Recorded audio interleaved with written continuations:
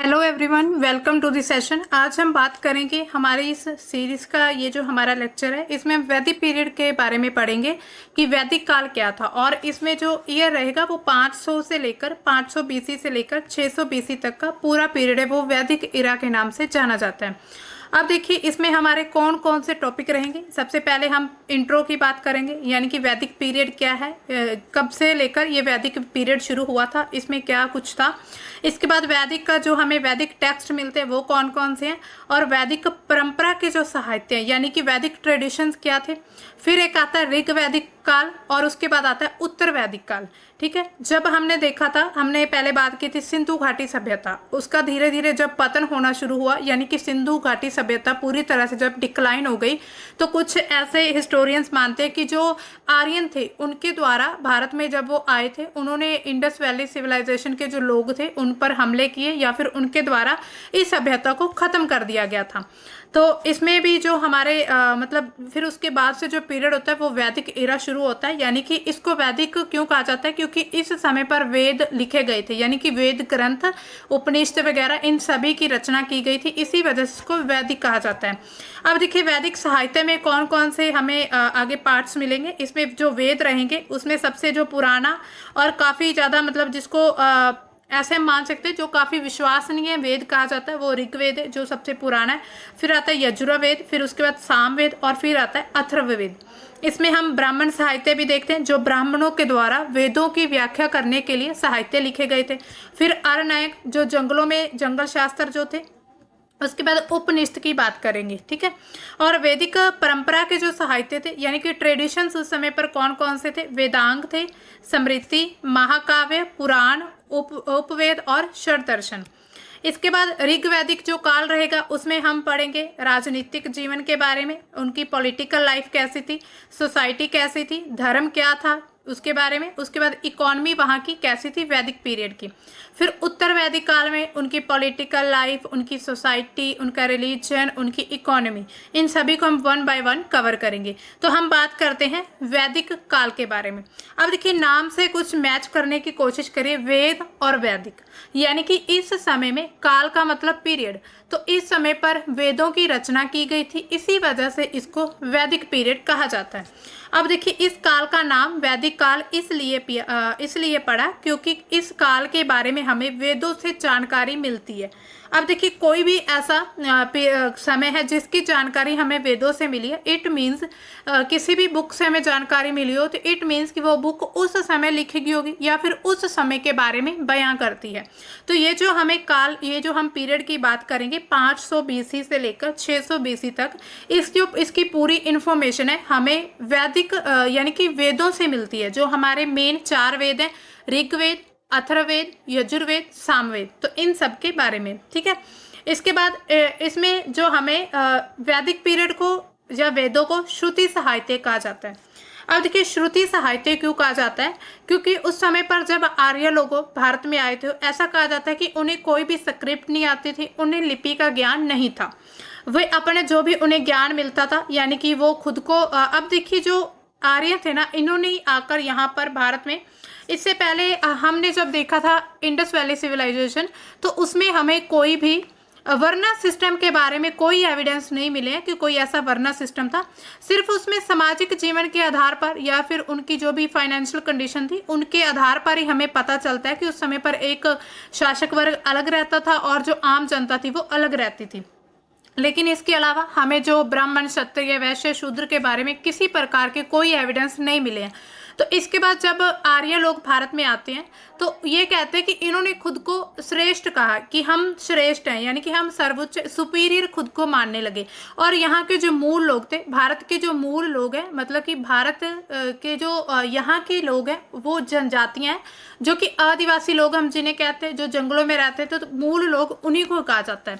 तो ये मूल भी वही थे, लेकिन जो आर्य थे वो खुद को अच्छा मानते थे, इसी वजह से उन्होंने ऐसा वर्ण सिस्टम तैयार किया जिसकी वजह से जो भारत के लोग थे, भारतीय लोग, उनको शूद्र की कैटेगरी में रखा गया था।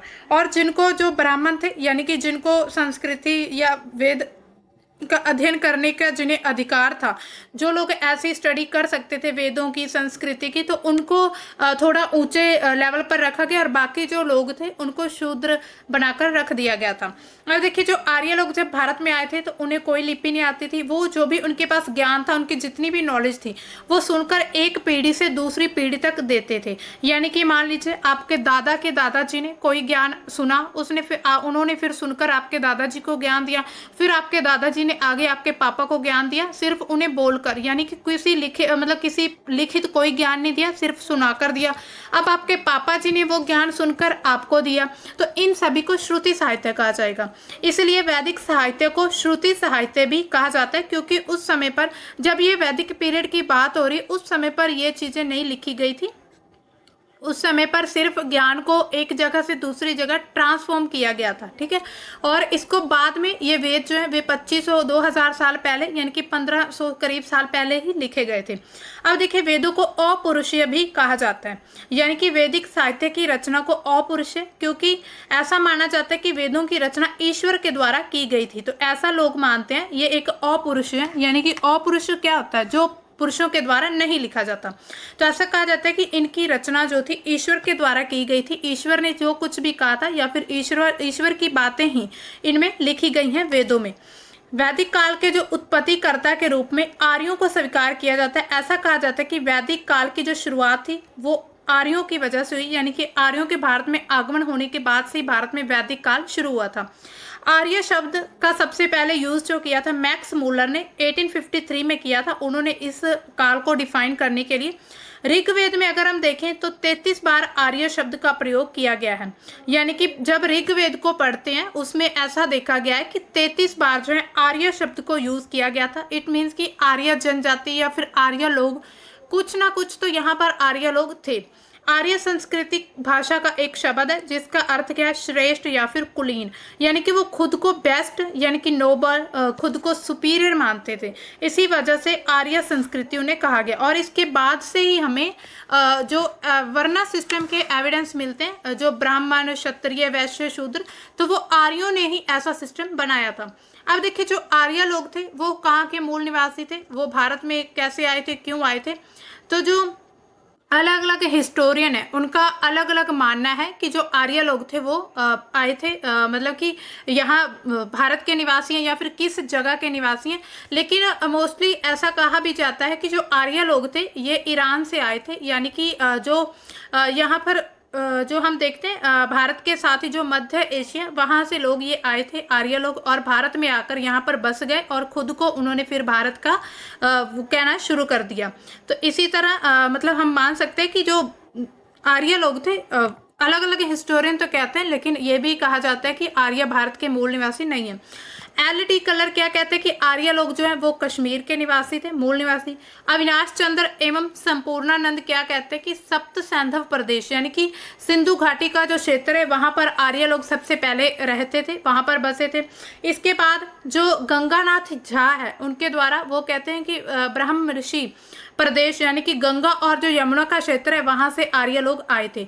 अब देखिए आर्यों ने खुद को श्रेष्ठ कहा कि हमें सब कुछ आता है या फिर हम श्रेष्ठ हैं, तो इसी वजह से उनको थोड़ा मतलब मान सम्मान इज्जत ज़्यादा दी जाती थी। इसके अलावा राजवली पांडे आते हैं और उसके बाद मध्य प्रदेश, ये कहते हैं कि मध्य प्रदेश के हैं।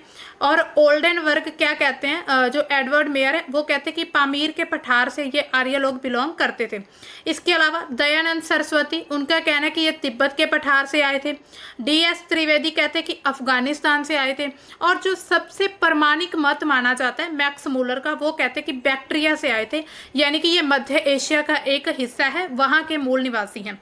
अब देखिए जो ये लोग आए थे जब भारत में मतलब यहाँ पर IVC इंडस वैली सिविलाइजेशन का समय चल रहा था, तो उनके पतन होने के बाद धीरे धीरे इन्होंने अपना विस्तार किया। यहाँ के जो संपदा थी वो उससे आकर्षित हुए, यहाँ पर बसना शुरू किया। और फिर इन्होंने आगे संस्कृत जो भाषा है उसका अध्ययन करना शुरू किया।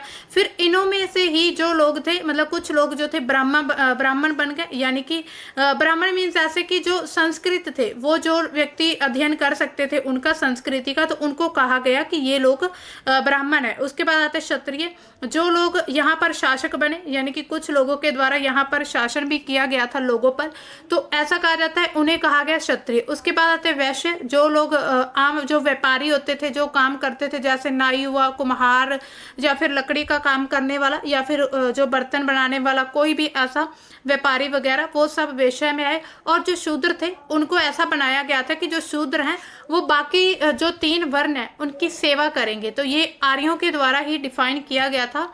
अब देखिए वैदिक काल के बारे में जो जानकारी के स्रोत हैं, वो स्रोत कौन कौन से हमारे सोर्सेज ऑफ इंफॉर्मेशन अबाउट वैदिक पीरियड। सबसे पहले अब देखिए एशिया माइनर, यानी कि ये एक स्रोत का नाम है, एवं बोग जोगाई का एक अभिलेख क्या कहता है। तो ये अभिलेख जो हमें यानी कि इंस्क्रिप्शन मिला है, तुर्की में से मिला है। और इस अभिलेख के अनुसार लगभग 1400 ईसा पूर्व तुर्की में हित्ती तथा मिथनी नामक 2 कबीले होते थे। यानी कि तुर्कों की बात हो रही है कि तुर्कों में 2 कबीले थे, एक था हित्ती और एक था मिथनी। तो इन कबीलों को बाद से ही जो आगे इन कबीलों में से लोग जो थे वो भारत आए। ऐसा माना जाता है कबीलों के कुछ लोग कालांतर में, यानी कि धीरे धीरे उन्होंने भारत की तरफ आना शुरू कर दिया। और वो क्या है, जब मतलब वो यहाँ से आए तो फिर उन्होंने वैदिक पीरियड की शुरुआत की, या फिर उन्हीं को आर्य कहा गया। या फिर इससे पता चलता है कि जो वैदिक लोग थे, मतलब वैदिक पीरियड की जानकारी इन लोगों के द्वारा मिलती है। इसके बाद ईरान का एक कस्सी अभिलेख है, यानी कि ईरान क्षेत्र का है, जहाँ के ये मूल निवासी, ऐसा भी कहा जाता है कि ये जो ईरान है, आर्य लोग ईरान के थे। ये करीब 1600 साल पुराना माना जाता है। इस अभिलेख में कहा जाता है कि ईरान से कुछ आर्य भारत की तरफ आए थे। अब देखिए ऐसे अभिलेख भी मिले हैं जहां से ऐसा एविडेंस मिला है कि ईरान की तरफ से कुछ आर्य लोग जो थे वो भारत की तरफ आए और धीरे धीरे इन्होंने आर्य पीरियड की शुरुआत की। अब देखिए जो बैक्टीरिया, वो अफगानिस्तान के, जैसा माना जाता है बैक्टीरिया में, वो अफगानिस्तान के हिस्सों तक फैला हुआ है, जिसका उल्लेख हमें ऋग्वेद में भी मिलता है। तो इसी वजह से इसको थोड़ा ज्यादा प्रमाणित माना जाता है। जो आर्य थे वो अफगानिस्तान में बसने के लिए आए थे। इसका जो पता है आर्यों के नाम पर, यानी कि नदियों से पता चलता है, जो हमें मतलब कि नदियां मिलती हैं। इसके अलावा जो देश का एक भाग है जिसे अरैया या फिर हरैया के नाम से जाना जाता है, जिसको बाद में हेरात, यानी कि जिससे क्या बना हेरात। तो उनके आर्य नाम से बहुत सारे ऐसे संबंध यहाँ भारत के कुछ हिस्सों के, या फिर भारत के आसपास के हिस्सों के कुछ ऐसे संबंध मिलते हैं जिनको उनके साथ कनेक्ट कर दिया जाता है। शुरू में क्या था, जो आर्य लोग थे वो पूर्वी अफगानिस्तान, उत्तर पश्चिम सीमांत प्रांत, या फिर पंजाब में, या फिर जो पश्चिमी उत्तर प्रदेश है उसके किनारे में, यानी कि ये वाला जो क्षेत्र था यहाँ पर नॉर्थ वाली साइड में रहते थे। और ऋग्वेद में क्या लिखा हुआ है कि जो अफगानिस्तान है उसका जो क्षेत्र है, और अफगानिस्तान के अलावा सिंधु की जो कुछ 5 नदियां हैं, सिंधु को नदियों का उल्लेख भी हमें ऋग्वेद में मिलता है। तो ऋग्वेद के अध्ययन के बाद ये पता लग पाया कि ये जो आर्य हैं ये अफगानिस्तान में रहते थे या फिर अफगानिस्तान की तरफ से आए हैं। तो आज हम क्या जानते हैं, आर्यों को ऋग्वेद से जानते हैं, यानी कि जो आर्य लोग हैं उनकी जानकारी हमें ऋग्वेद से मिलती है।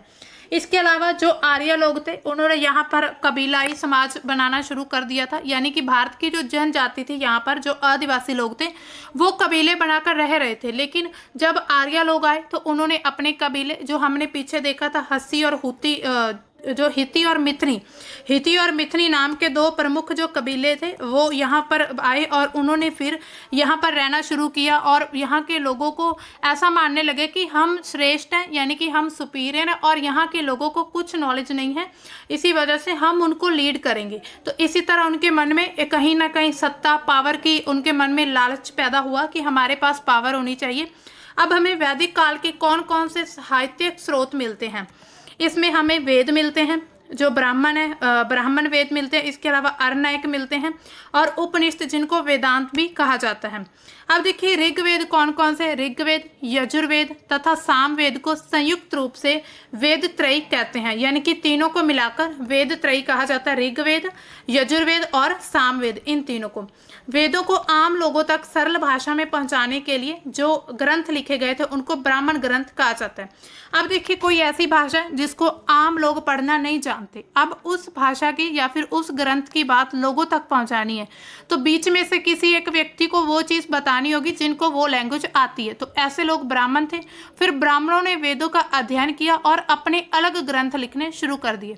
तो इससे ये अंदाज़ा लगाया जा सकता है, हो सकता है ब्राह्मणों ने इन वेदों को थोड़ा मॉडिफाई करके लिखा हो, या फिर अपनी तरफ से कुछ ऐसे रूल्स बना दिए गए हों जिससे लोग आज भी कहते हैं कि जो वर्ण सिस्टम है वो सब कुछ ईश्वर के द्वारा बनाया गया है, या फिर उसको मतलब कि जो ब्राह्मण क्षत्रिय वैश्य वो ऊपर रहेंगे और जो शूद्र हैं वो इनकी सेवा करेंगे। तो धीरे धीरे ये जो परंपरा चली आई, इट मीन्स कि शुरुआत में ये जो गड़बड़ियाँ देखी गई थी ये ब्राह्मण के द्वारा वेदों का अध्ययन करने से हो सकती हैं, सिर्फ ऐसा अंदाजा लगाया जाता है।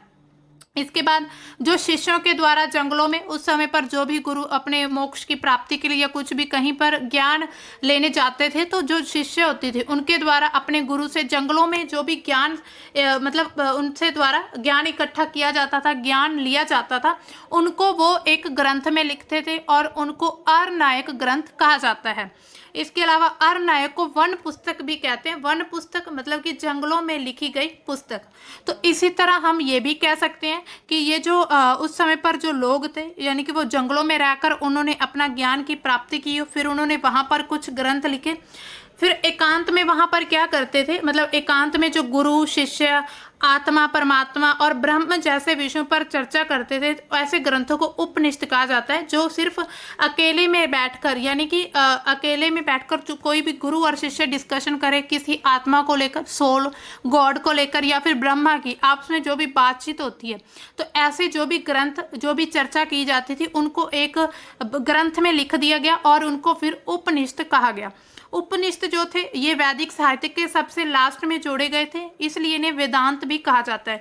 और इसी तरह बाद में जब हम वेदांत की व्याख्या करते हैं तो वेदांत में ये पाया गया है कि वेदांत जो है वो पूरी तरह से उपनिषद पर डिपेंड है या फिर वेदों पर डिपेंड है, लेकिन उसमें क्या था, ब्रह्मा और आत्मा को एक बताया जाता है। अब देखिए वेदांत जैसे जो ग्रंथ है उसमें इसको वेदों का अंत भी कहा जाता है, यानी कि अंत में ये बात अंत में कही गई है वेदों के कि जो ब्रह्मा और आत्मा है वो एक है, यानी कि ब्राह्मण को एक प्रकार से भगवान का या फिर ईश्वर के बराबर माना जाता है कि अगर आप ब्राह्मण की सेवा करेंगे, ब्राह्मण की जो पूजा करेंगे या फिर उनको दान दक्षिणा देंगे, उपहार देंगे, तो आप ब्रह्म को खुश करेंगे। अब आप खुद देखिए ब्रह्म और ब्राह्मण बिल्कुल सेम साउंड करता है, यानी कि ब्रह्म से ही ब्राह्मण उपजा है।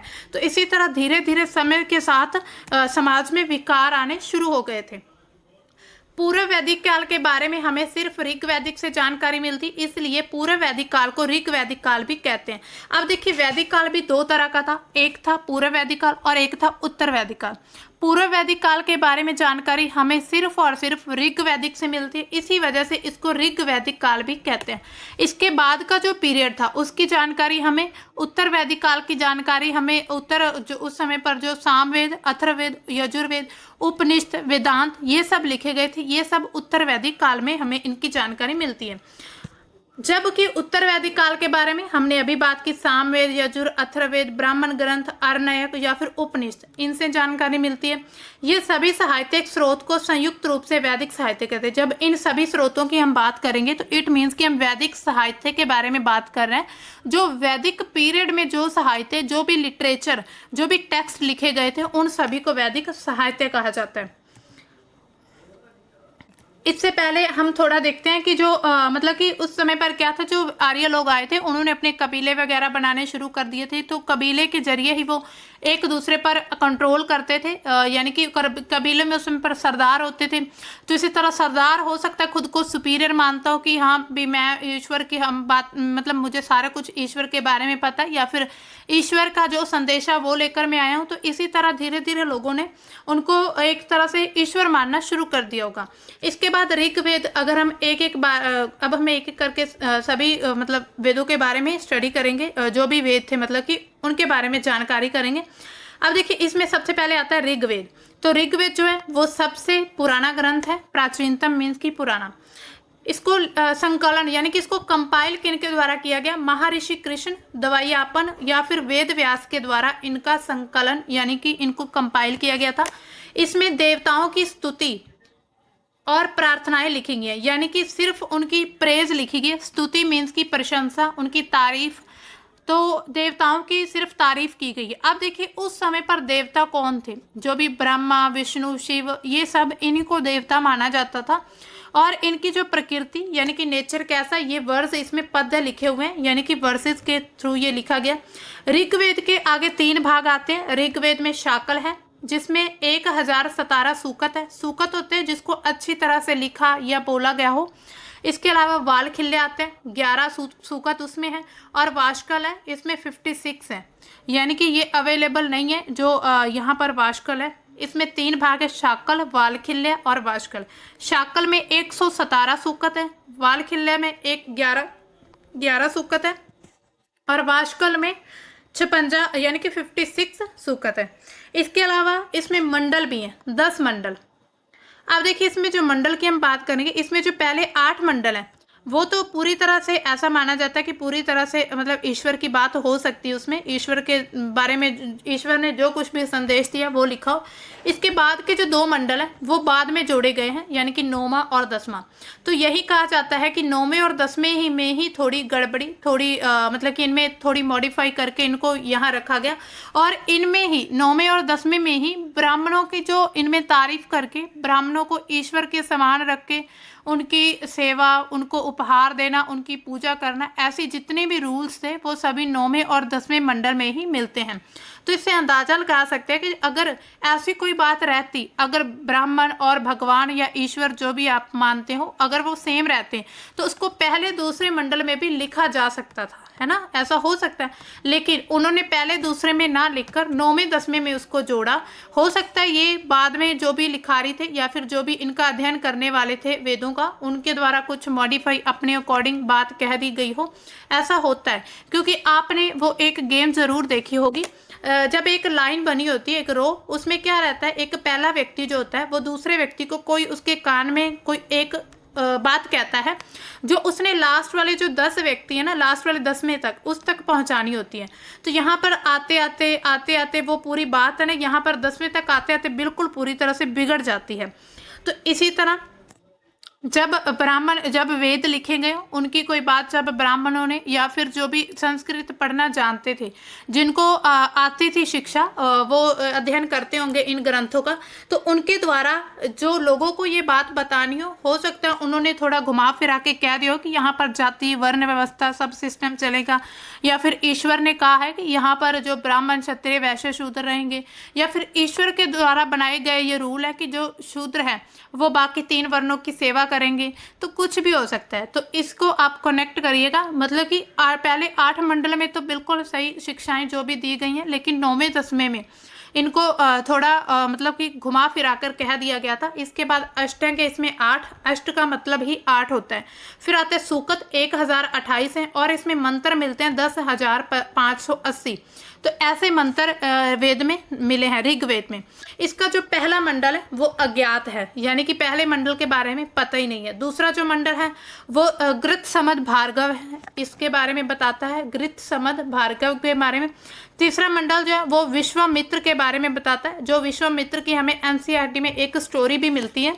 जो विश्वामित्र वही है जो एक रथ लेकर नदियों को पार करने की कोशिश करता है, और वहाँ पर जो रावी सतलुज जो नदियाँ थी, ब्यास सतलुज ऐसी कुछ 2 नदियों का नाम है, प्रॉपर मुझे याद नहीं आ रहा, वो 2 नदियाँ हैं। तो उनकी कहानी, वो नदियों की तारीफ उनको भगवान के साथ जोड़कर मतलब कि नदियों से एक प्रार्थना करता है, उनसे प्रे करता है कि उन्हें आगे जाने दो। ये वही विश्वामित्र है। इसके बाद चौथा मंडल आता है, वामदेव के बारे में बताता है। 5वें मंडल में अत्रि का वर्णन किया गया है। 6ठा मंडल है जो भारद्वाज के बारे में, और 7वां मंडल है वशिष्ठ, और 8वां मंडल है कणव या अंग्रिस। अब देखिए दूसरे से लेकर 7वें मंडल तक ऋग्वेद, ये जो सबसे पुराना माना जाता है, दूसरे से लेकर 7वें मंडल तक ऋग्वेद का हर एक मंत्र जो है वो अग्नि देवता की उपासना यानी कि अग्नि से शुरू होता है। इट मीन्स कि उस समय पर लोग जो थे अग्नि को काफी महत्वपूर्ण मानते थे। उनके अकॉर्डिंग जो अग्नि है वो उनकी भगवान है या फिर उनकी पूजा करनी। इसी वजह से हर कोई काम, वो जब भी कोई काम शुरू करते थे वो अग्नि देवता से उसकी उपासना, उसकी प्रार्थना करके उसके आगे प्रे करके शुरू करते थे। ऋग्वैदिक काल का प्रमुख देवता जो वो इंद्र था, यानी कि यहाँ पर हमें ऋग्वेद में जो मिलता है उसमें ये लिखा गया कि जो देवता इंद्र हैं प्रमुख देवता। इसके अलावा गायत्री मंत्र जो उनकी रचना भी विश्वामित्र के द्वारा की गई, इनका उल्लेख ऋग्वेद के 3रे मंडल में मिलता है जो विश्वामित्र है, इनका उल्लेख हमें यहाँ पर आप देख सकते हैं। हाँ, ये रहा 3रा मंडल। तो इसमें हमने देखा था ऋग्वेद के बारे में विश्वामित्र जो है, और इसी तरह विश्वामित्र ने गायत्री मंत्र के रचयिता हैं। इसके बाद चौथा मंडल जो है कृषि के लिए, यानी कि चौथे मंडल में कृषि के बारे में बताया गया।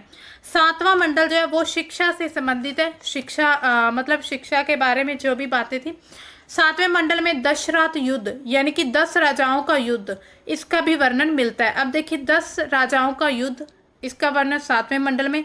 दशरथ युद्ध का परुशनी नदी, यानी कि अभी जो वर्तमान रावी नदी है उसके तट पर युद्ध हुआ था जिसमें सुदास की जीत हुई थी। तो ये एक कहानी ऐसी लिखी गई है कि रावी नदी के तट पर एक युद्ध हुआ और उसमें सुदास नाम के जो एक शासक या व्यक्ति थे उनकी जीत हुई। 9वां मंडल जो है सोमदेव को समर्पित है। सोमदेव, यहाँ पर देवों की बात होगी, सोमदेव। 10वां मंडल ऋग्वेद का सबसे नया मंडल है, यानी कि नए मंडल के यहाँ पर जोड़ा गया। 10वें मंडल में पुरुष सूक्त, यानी कि पुरुषों के द्वारा, नदी सूक्त, नदियों की तारीफ या उनके द्वारा, और विवाह सूक्त का वर्णन किया गया कि विवाह कैसे होगा या फिर क्या रहेगा। ऋग्वेद के 10वें मंडल के पुरुष सूक्त से एक विराट पुरुष के शरीर के 4 भागों से 4 वर्णों की उत्पत्ति, यानी कि जो 10वां मंडल है सिर्फ उसमें ही ये चीज मिली है कि जो एक पुरुष है उसके शरीर के जो 4 भाग हैं उनसे वर्णों की उत्पत्ति हुई है, ब्राह्मण, क्षत्रिय, वैश्य और शूद्र। तो ये 4 भाग है, ये शरीर के 4 भागों को, यानी कि जो शूद्र है उनको पांव कहा गया है। उसके अलावा जो ब्राह्मण है, ब्रह्म, यानी कि ये ऐसा था हाथ, मतलब जो हमारे कंधे थे वो उनसे उत्पत्ति हुई है। क्षत्रिय, वैश्य, शूद्र। तो इसी तरह से ऐसा, अब ये जो हमने मतलब देखते हैं ना, ये जो वर्ण सिस्टम ये ऋग्वेद के 10वें मंडल से शुरू हो गया था। यानी कि ऐसा अगर कोई सिस्टम होता तो हमें पहले 7 मंडल, जो सबसे प्राचीन मंडल है, हमने यहाँ पर साफ साफ देखा, जो सबसे ये जो है सबसे पहला मंडल है, यहाँ पर देखिए पहला मंडल या फिर दूसरा मंडल है। उसके अलावा जो 7 मंडल है यहाँ पर आप खुद देख सकते हैं, लिखा हुआ है साफ साफ कि ये जो 7वें मंडल तक है ये सबसे पुराने यहाँ पर मंडल हैं, और इनमें ऐसी कोई बात नहीं कही गई। लेकिन अचानक से 10वें मंडल में ऐसी बात आती है ब्राह्मण, क्षत्रिय, वैश्य और शूद्र की। इसके बाद हम बात करते हैं अब यजुर्वेद। यजुर्वेद क्या है? यजुर्वेद में 40 अध्याय में लिखा गया है, यानी कि 40 चैप्टर कह सकते हैं इसमें, और 1990 मंत्र हैं इसमें। इसमें जो भी यज्ञ करने के लिए कर्म कांड, यानी कि कोई भी पूजा पाठ करना या फिर किसी को दान पुण्य करना, उसके अलावा अनुष्ठान करना, बलिदान प्रथा के बारे में लिखा गया है। तो ये जो यजुर्वेद है ये बाद में लिखा गया था, और इसको ही ऐसा कहा जाता है कि ये जब लिखा गया था तो इस समय के बाद थोड़ी थोड़ी जो मतलब विकार आने शुरू हो गए थे समाज में। इसमें जो पुरोहित हैं वो अधेवर्यु हैं, और ब्राह्मण इसके शतपथ हैं, और मैत्रायणी और तैत्तिरीय, तो ये ब्राह्मण है इस यजुर्वेद के। अरनायक कौन कौन से हैं? मैत्रायणी और तैत्तिरीय, सेम ही है ब्राह्मण और अरनायक। उपनिषद इसके कौन कौन से हैं? बृहदरनायक, तैत्तिरीय कठ, ईश, श्वेतश्वर, मैत्रायणी और महानारायण। तो ये उपनिषद इस वेद के उपनिषद भी हैं। इसके जो ब्राह्मण ग्रंथ है वो शतपथ ग्रंथ है, यानी कि यजुर्वेद की व्याख्या शतपथ ग्रंथ में की गई है, मैत्रायणी में और तैत्तिरीय में की गई है। अरनायक भी हैं इसके, मैत्रायणी, तैत्तिरीय। तो इसी तरह ये जो वेद थे इनकी आगे व्याख्या करने के लिए अलग ग्रंथों की रचना हुई है। इसके बाद यजुर्वेद को 2 भागों में बांटा जाता है। पहला होता है शुक्ल यजुर्वेद और दूसरा होता है कृष्ण यजुर्वेद। तो आपने वो देखा होगा हिंदू धर्म में रहता है मोस्टली, जो शुक्ल पक्ष या फिर कृष्ण पक्ष की जन्माष्टमी या फिर सॉरी जो भी तिथि होती है ना, तो वो सभी इसी पर डिपेंड है, शुक्ल और कृष्ण। शुक्ल यानी कि पद्य और कृष्ण यानी कि गद्य, यानी कि वर्स और प्रोज में। इस प्रकार यजुर्वेद एक ऐसा वेद है जो गद्य और पद्य दोनों में है, यानी कि उसके अलावा जितने भी वेद हम देखेंगे वो सिर्फ या तो वर्सेस में होंगे या फिर प्रोज में होंगे। लेकिन एक ऐसा वेद यजुर्वेद जिसमें दोनों है, वर्स एंड प्रोज। शुक्ल यजुर्वेद का एक और नाम है वाजस्नेयी संहिता। ये जो शुक्ल यजुर्वेद है इसको वाजस्नेयी संहिता भी कहा जाता है।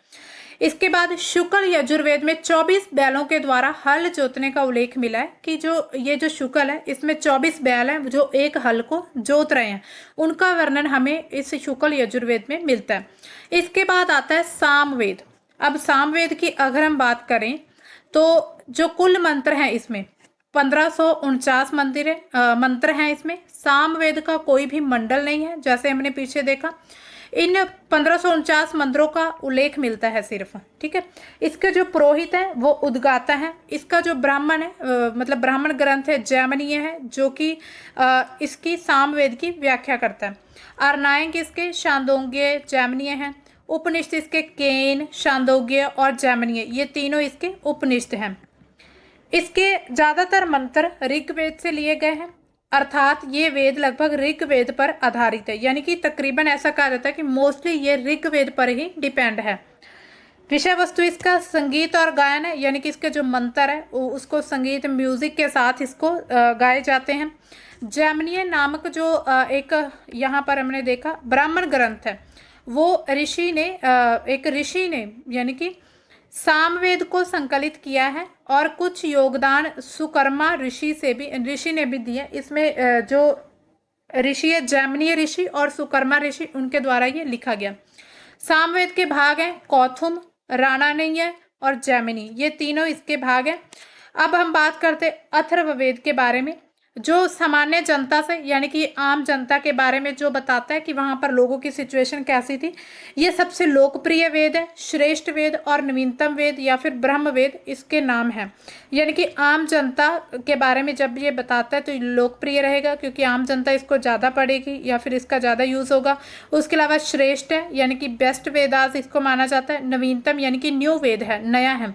इसके बाद ब्राह्म वेद, अर्थवा तथा अंगिरस यानी कि इसका नाम है अंगिरस नामक 2 ऋषि थे, इन्होंने इसको कंपाइल किया तो इसका नाम अथर्ववेद हो गया। इसके बाद कुल अध्याय इसके 20 चैप्टर्स हैं। कुल सूकत जो है 731 इसमें सूकत हैं। कुल मंत्र लगभग 600 मंत्र इसमें मिलते हैं। अथर्ववेद के 2 भाग हैं, शौनक तथा पिल्लाद, यानी कि इसके 2 भाग हमें मिलते हैं, एक शौनक और एक पिल्लाद, इसके 2 पार्ट्स हैं। इसके ब्राह्मण कौन है? गोपथ है, और इसका कोई भी अर्नायक नहीं है। उपनिषद में मुंडक, मांडुक और प्रश्न है, इसके उपनिषद ये तीनों हैं। इसमें किस किस बात का वर्णन किया गया? सबसे पहले जादू टोना, वशीकरण, प्रेत आत्मा, औषधियों की जानकारी, कृषि को कीटों मौसमों से बचाने के लिए जो भी मंत्र है। अब देखिए इन सभी चीज़ों को धर्म के साथ जोड़ा गया है, यानी कि जादू टोना, वशीकरण किसी को वश में करना, प्रेत आत्माएं जो आत्माएं होती हैं, या फिर कोई भी किसी भी प्रकार की औषधि, अगर किसी ने कृषि की तो उसको जो कीट मौसम से बचाने के लिए जितने भी मंत्र हैं ये सब अथर्ववेद में मिलते हैं। अब बात करते हैं उपनिषद के बारे में। उपनिषद जो है इसको माना जाता है कि ब्रह्म जो है आत्मा और परमात्मा का वर्णन है। मुक्तिका के उपनिषद के अनुसार उपनिषदों की संख्या 108 है। टोटल उपनिषद जो 108 लिखे गए हैं। 4 उपनिषद केवल गद्य में है, यानी कि सिर्फ इनमें प्रोज है, कठ, ईश, श्वेताश्वर और मैत्रायणी। प्रश्न उपनिषद और केन उपनिषद गद्य पद्य दोनों में लिखे गए, ये ऐसा एक उपनिषद है, प्रोज एंड वर्सेस दोनों में मिलता है। शेष उपनिषद जो है वो पद्य में, यानी कि वो सिर्फ वर्सेस में लिखे गए, जो बाकी के 10 उपनिषद पर आदि गुरु शंकराचार्य ने भाष्य यानी कि कमेंट लिखा है। अब देखिए उस समय पर आप नाम देख रहे होंगे, जो भी गुरुओं के नाम है वो ब्राह्मण धर्म से रिलेट कर रहे हैं, यानी कि इन्हीं से ही जो ब्राह्मण धर्म था वो आगे बढ़ रहा था, फल फूल रहा था। तो इसी तरह जो 10 उपनिषद हैं उस पर आदि गुरु शंकराचार्य के बारे में लिखा गया, उन्होंने अपने कॉमेंट्स लिखे। इसमें ईश, केन, कठ, प्रश्न, मुंडक, मांडू, बृहद्रनायक, छांदोग्य, ऐत्रेय, तैत्तिरीय, तो ये सभी इसके मतलब आगे उपनिषद हैं। अब देखिए ऋग वैदिक काल के हम सामाजिक जीवन के बारे में बात करते हैं कि ऋग वैदिक काल का जो सामाजिक जीवन था वो कैसा था। सामाजिक जीवन मतलब कि सोसाइटी कैसी थी, उस पर हमने ये देख लिया कि जो उस समय के जो ब्राह्मण थे या फिर देवते थे, उनकी जो प्रशंसा में, उनकी तारीफ में इतनी रचनाएं की जा रही थी। अब हम आम जनता के बारे में जानते हैं कि उनकी सोसाइटी वहाँ पर कैसी थी। तत्कालीन समाज रक्त संबंध अथवा सौगोत्रीय पर आधारित था, यानी कि ब्लड रिलेशंस यहाँ पर ज़्यादा थे, इस पर डिपेंड था। समाज का जो स्वरूप था कबीलाई समाज था, यानी कि जो ऋग वैदिक काल है उसमें जो लोग रहते थे वो कबीले बनाकर लोग रहते थे। यानी कि जो मतलब ऋग्वेद में जो इंद्र है उनको पुरंदर कहा जाता था। मतलब इस प्रकार से अलग अलग जो भी उनका अर्थ होता था, या फिर उनके जो भी देवता थे, या फिर ऐसा होता था कई बार किसी व्यक्ति के नाम पर कोई कबीला बना दिया गया। और समाज या समाज की सबसे छोटी इकाई परिवार थी, यानी कि उस समय पर जो समाज था वो सबसे पहले परिवार होता था। परिवार, उसके बाद जो गांव, फिर मतलब कबीला आ गया, फिर उसके बाद समाज। तो इसी तरह अलग अलग इकाइयां बनी हुई थी। संयुक्त परिवार की प्रथा प्रचलित थी। संयुक्त परिवार मतलब कि उस समय आप जैसे आपकी फैमिली, आपकी दादा की फैमिली जो ननिहाल फैमिली पूरी एक साथ रहती थी, तो उसको संयुक्त परिवार ऐसी प्रथा देखी गई है। यहाँ पर आप देख सकते हैं दादी, नानी, दादा, नाना या फिर नाती, पोते, ये सभी के लिए एक शब्द होता था निपृतु, यानी कि नापित्री। ठीक है, नपित्री जो शब्द है इसका यूज किया जाता था। ऋग्वेद जो हमें एविडेंस मिलते हैं उसके आधार पर जो तत्कालीन समाज था वो समता मूलक था। यानी कि समता मूलक यानी कि सभी को एक समान में उस समय समाज पर जितने भी जो ट्राइबल्स या फिर कबीले थे उन सभी को एक समान नज़र से देखा जाता था। यानी कि इंडो आर्या जो लोग थे वो दो तरह के संघर्षों में फंसे हुए थे। पहला ये था कि जो आर्यों से पहले के जितने भी लोग थे उनसे लड़े, फिर बाद में आपस में लड़े। यानी कि ये जो आर्य लोग भारत में आए थे इसमें मतलब इनको इंडो आर्यन कहा गया कि यहाँ पर जो लोग आकर बस गए। एक तो जो भारत में पहले मूल निवासी थे, जिनको आदिवासी ट्राइब्स जनजातियां थी, उनसे उन्हें लड़ाई करनी पड़ी। फिर उसके बाद वो आपस में लड़े सत्ता के लिए या फिर खुद को ऊपर दिखाने के लिए, उनके द्वारा भी आपस में लड़ाइयाँ की गई थी। तो इसी तरह यहाँ पर जो भी जनजातियां उनकी लड़ाई होती गई। आर्य आपस में लड़े, कभी कभी लड़ाई मतलब इस लड़ाई के लिए उन्हें अनार्यों का भी समर्थन लिया था। अब देखिए अनार्य शब्द आपने सुना होगा। जो अनार्य शब्द है वो यहाँ के लोगों के लिए, मूल निवासियों के लिए यूज होता था, जो यहाँ की जनजाति है, यानी कि जो यहाँ के आदिवासी लोग हैं उनके द्वारा, मतलब उनके लिए अनार्य शब्द का यूज किया गया था। तो इसी तरह हम देखते हैं कि अलग अलग समय पर मतलब कि अलग अलग नाम हमें देखने को मिलते हैं पूरे समाज में। उस समय समाज में छुआछूत, दास तथा जाति व्यवस्था का प्रचलन नहीं था। मतलब कबीले बनाकर लोग रहते थे, दास नहीं बनाया जाता था, किसी को नौकरों की तरह काम नहीं लिया जाता था, छुआछूत की प्रथा नहीं थी। उसके बाद जो भी जाति व्यवस्था जैसा कोई भी वहाँ पर काम नहीं चल रहा था। इसके अलावा सभी लोग, जो आर्य लोगों की सामाजिक स्थिति समान थी, इसी वजह से इसको समता मूलक समाज भी कहा जाता है। इसके अलावा ऋग वैदिक काल में वर्ण व्यवस्था सबसे ज्यादा प्रचलित थी, यानी कि वर्ण व्यवस्था बनाई गई थी। और ये जो वर्ण व्यवस्था थी ये सिर्फ काम के आधार पर थी, यानी कि वर्ण को सिर्फ काम के आधार पर ही बांटा गया था। जैसे ब्राह्मण, क्षत्रिय, वैश्य और शूद्र, यानी कि जो लोग ये काम करेंगे ये इसी वर्ण के लोग हैं जो ऐसा काम करेंगे। लेकिन इनको जाति व्यवस्था या फिर लोगों का आपस में जैसे कह देना कि जो क्षत्रिय के घर पैदा होगा बच्चा या फिर कोई भी, तो उसको मतलब कि क्षत्रिय, उसको क्षत्रिय कहा जाएगा। उसके अलावा जो शूद्र के घर पैदा होगा वो शूद्र रहेगा। ये सब जो चीजें हैं ये बाद में कर्मकांड, जितनी भी जो छुआछूत जैसी प्रॉब्लम्स, ये सब कुछ बाद में आया। ऋग्वैदिक काल में ऐसा नहीं था।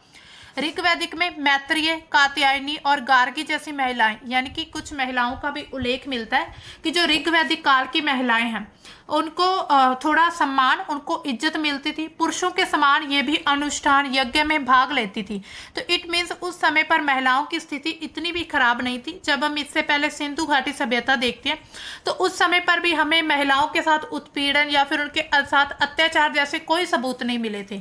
तो इसी प्रकार से जब ये समाज मतलब ऋग्वैदिक पीरियड चल रहा था, इस समय पर भी महिलाएं जो थी यज्ञ में भाग लेती थी। इसके अलावा ऋग्वेद में लोपामुद्रा, सिकता, अपाला, घोषा, विश्ववारा जैसी जो महिलाएं थी, यानी स्कॉलर्स, उस समय पर जो वुमेन्स थी वो स्कॉलर्स वुमेन्स भी रही हैं, जिन्होंने आगे मतलब काफ़ी अपनी जो स्टडी की है इसी तरह से जानी जाती हैं। मतलब कि समाज की अगर हम बात करें तो ना तो उस समय पर कोई जाति व्यवस्था थी, ना ही कोई दास प्रथा थी, ना ही कोई महिलाओं के साथ बुरा व्यवहार था, यानी कि महिलाओं को भी एजुकेशन प्राप्त करने की अनुमति थी। इसके बाद ऋग्वैदिक अगर हम राजनीतिक जीवन की बात करें कि उनकी जो पॉलिटिकल लाइफ कैसी थी, तो ऋग वैदिक समाज में कबीलाई व्यवस्था पर आधारित है, यानी कि कबीले बने हुए थे। जैसे होता है ना अलग अलग, आपने आज भी ये व्यवस्था देखी होगी आदिवासियों में, यानी कि यहाँ के जो जनजाति लोग हैं, आदिवासी लोग जो जंगलों में रहते हैं, उनके द्वारा कबीले बनाकर रहा जाता है। ऋग वैदिक लोग जनों और कबीलों में बटे हुए थे। जन जो थे, आगे हम देखते हैं, जब बाद में आता है जनपद, महाजनपद आता है, धीरे धीरे इसके बाद डिवेल्प्ड होता है। आर्यों को पंच जन भी कहा गया क्योंकि इनके 5 कबीले थे, यानी कि आर्य जो लोग आए थे इनके सिर्फ 5 कबीले होने की वजह से इन्हें कहा गया है पंच जन, यानी कि पंच जन कहा गया था। इसके बाद पंच जन कौन कौन से थे? अनु, द्रुह, पुरु, तुवर्स और यदु, ये पंच जन आर्यों को कहा गया था। इसके अलावा ऋग वैदिक काल में राज्य का मूल आधार था परिवार, यानी कि कोई भी अगर राज्य है, यानी कि कोई भी स्टेट है, वो परिवार से बनी हुई है, यानी कि पूरी एक फैमिली माना जाता था। कुल का मुखिया कुलप अथवा गृहपति कहलाता था, यानी कि जो मेन लीडर होता है घर का, जैसे आज के घर में हम देखें फादर या फिर ग्रैंडफादर लीडर्स रहते हैं, उनको कुल का मुखिया या फिर कुलप कहा जाता था। तो ये ऋग वैदिक काल में जो राज्य था वो परिवारों से मिलकर बना था, यानी कि आधार था परिवार, और जो परिवार का मुखिया या फिर कुल का मुखिया कुलप, और जो उस घर के मुखिया को गृहपति कहा जाता है, ये गृहपति है। इसके बाद कुलों के आधार पर ग्राम का निर्माण होता था, यानी कि विलेज बनाए जाते थे कुल के आधार पर, कि एक विलेज में ये 2 कुल या 3 कुल रहते हैं। ग्राम का जो प्रमुख होता था उसको ग्रामणी कहा जाता था, और अनेक ग्राम मिलकर एक विश्व बनते थे, यानी कि मान लीजिए ये कुल बने हुए हैं 3, ये एक ग्राम बना, इधर दूसरा ग्राम बना, अब ये ग्राम पूरे मिलकर, ये दोनों ग्राम मिलकर पूरे विश्व बन गए हैं। तो इसी तरह पहले कुल या फिर परिवार, उसके बाद ग्राम, ग्राम के बाद विश्व, तो इसी तरह से इनको डिफाइन किया गया था। इसके बाद विश्व का जो प्रधान था उसको विश्वपति कहते थे। विश्व से पता चल जाएगा, विश्व का विश्वपति। विश्व से जन शब्द बनता है जो कबीलाई संगठन था, यानी कि विश्व को जन या विश्व भी कहा जाता है। जन होता है जनता, लोग, उसी को ही विश्व कहा जाता है। जन का प्रधान प्रमुख जनपति होता है, जो जन का मुखी जनपति, और विश्व का प्रधान जो है मुखी विश्वपति। इस प्रकार आर्यों की प्रशासनिक इकाइयां 5 हिस्सों में बटी हुई थी, यानी कि इनको 5 हिस्सों में बांटा गया था। जन, विश्व, उसके बाद ग्राम, और उसके बाद जो हमने बात की कुल या फिर कुल के अलावा एक और थी ग्रह या फिर, है ना, हाँ, परिवार या फिर कुल या परिवार। अब देखिए कबीले का एक राजा होता था जिसको गोप कहते थे, मतलब जो कबीले बनाए गए थे उस समय पर उनको भी उसमें भी एक राजा था। जैसे मान लीजिए एक कबीला था, इनको चलाने वाला एक मेन लीडर जो राजा हो उसको गोप कहते थे। और राजा का जो प्रमुख काम था कबीले की रक्षा करना, यानी कि ये जो राजा था ये कबीले की रक्षा करता था बाकी कबीलों से, या फिर बाकी जो भी लोग आते थे उन पर हमला करने के लिए, उनसे मदद, यानी कि उनसे उनकी रक्षा करता था। ऋग्वेद में न्यायाधीश का, यानी कि यहाँ पर कोई भी जज की बात नहीं की है। अगर कोई भी फैसले हो या फिर लड़ाई झगड़े हो तो उनका फैसला कैसे होता था, ये आपस में एक मीटिंग, जैसे गांव में पंचायत वगैरह लगा ली जाती है तो वैसा ही कुछ था। पंचायत नहीं थी, वैसे ही आपस में बैठकर सुलह कर लेते थे। ऋग्वेद में न्यायाधीश नहीं मिलता हमें, ना ही राजा ही न्यायाधीश का काम करता था। यानी कि ये जो राजा था, एक तो इसने पूरे अपने कबीले की रक्षा करनी होती थी, दूसरा इसको किसी के साथ अगर कोई भी लड़ाई झगड़ा या फिर कोई विवाद हो उसको भी सुलझाना था। ऋग्वेद में सभा और समिति का भी उल्लेख किया गया। उस समय पर सभाएं होती थी और उस समय पर समितियां बनाई जाती थी। सभा समिति मिलकर राजा को निरंकुश होने से रोकती थी। अगर राजा अपनी मनमर्जी करता तो सभा या समिति मिलकर उसको हटा सकती थी और उनके अधिकारों को सीमित करती थी। समिति में जन के लोग शामिल होते थे। जो जन हमने पढ़ा था उसके जो लोग थे वो समिति में शामिल किए जाते थे। साथ ही समिति ही राजा के कार्यों पर नियंत्रण रखती थी, यानी कि ऐसी कमेटियां बनाई जाती थी जो राजा के जितने भी अधिकार है उनको नियंत्रित रखे। विदथ आर्यों की प्राचीनतम संस्था थी, यानी कि एक संस्था बनाई गई थी विदथ। इसको ही जनसभा कहा जाता है। ये संस्था सैनिक, असैनिक और धार्मिक कार्यों से संबंधित थी। जितने भी लड़ाई झगड़े या फिर जितने भी डिफेंस के काम थे, सैनिक, असैनिक या फिर धार्मिक जितने भी काम है उन सभी से संबंधित थी ये जो संस्था थी विदथ। अब देखिए विदथ एक ऐसी संस्था थी जो युद्ध में लूटी गई वस्तुओं अथवा उपहार और समय समय पर जितनी भी भेंट मिलती थी उनका वितरण करती थी और उनको आपस में बांटती थी। यानी कि अगर किसी कबीले का दूसरी कबीले से या फिर किसी गांव का दूसरे से लड़ाई झगड़ा युद्ध हो जाता था तो जितना भी सामान मिलता था, उपहार मिलते थे या फिर वस्तुएं मिलती थी, तो उनको आपस में बांटते थे सभी लोगों में। ऋग वैदिक काल में स्त्रियां सभा और विदत में भाग लेती थी। अब देखिए ऋग वैदिक काल में हमने शुरू से ही देखा जब अपाला, घोषा, मैत्रेय, गार्गी इन सभी महिलाओं को अनुष्ठान में भाग लेने की आज़ादी थी, तो इसी तरह से उनको सभा और विदत में भी भाग लेने की अनुमति थी। तो ये मतलब कि राजनीतिक व्यवस्था उस समय पर ऋग वैदिक काल की एक प्रकार से बड़ी अच्छी थी कि वो आपस में मतलब कि सभी लोग मिलजुल कर काम करते थे। इस समय पर हमें कोई भी जाति प्रथा, कोई भी हमें इस प्रकार की जो भी कर्म कांड हमें देखने को नहीं मिले थे। देखिए अब हम बात करेंगे जो ऋग वैदिक काल की आर्थिक स्थिति और उनका आर्थिक जीवन कैसा था। तो उस समय पर हमने देखा कि उनका जो सामाजिक जीवन था वहाँ पर महिलाओं को सम्मान मिलता था, उनको मतलब उनको इज्जत वगैरह दी जाती थी। और इसके बाद महिलाओं जो थी वो यज्ञ अनुष्ठानों में भाग ले सकती थी। अब जो ऋग वैदिक काल में उनकी जो इकोनॉमी थी वो कैसी थी, अ, पशुपालन जो है ऋग वैदिक काल में, विशेष करके जो ऋग वैदिक काल के शुरुआत में हम देखते हैं उससे ज़्यादा सर्वाधिक महत्वपूर्ण व्यवसाय था। यानी कि जब शुरुआती जो ऋग वैदिक पीरियड था उसके बाद आते आते धीरे धीरे जो पशुपालन था वो काफ़ी ज़्यादा प्रचलित हो गया था। यानी कि इस समय पर लोग पशुपालन ज़्यादा करने लग गए थे। गाय जो थी वो विनिमय का साधन थी, यानी कि मीडियम ऑफ एक्सचेंज, गांव के माध्यम से वो व्यापार करते थे। इसके अलावा पुत्री को दुहिता अर्थात गाय दूहने वाली कहते थे। यानी कि जो मतलब कि पुत्रियां होती थी उस समय पर उनको दुहिता, जो गाय को दूध निकालती उसको दुहिता कहा जाता है, वैसे कहते थे। ऋग्वेद में जो पशुओं के हमें नाम मिलते हैं उसमें प्रमुख तौर पर गाय है, घोड़ा, बैल, भैंस, भेड़, बकरी, उसके अलावा हाथी, ऊंट, कुत्ता, सुअर और गधा, ये सभी जानवरों के हमें ऋग्वेद में इनके नाम मिलते हैं। इससे पता चलता है कि लोग पशुपालन की तरफ ज़्यादा उनका रुझाव था।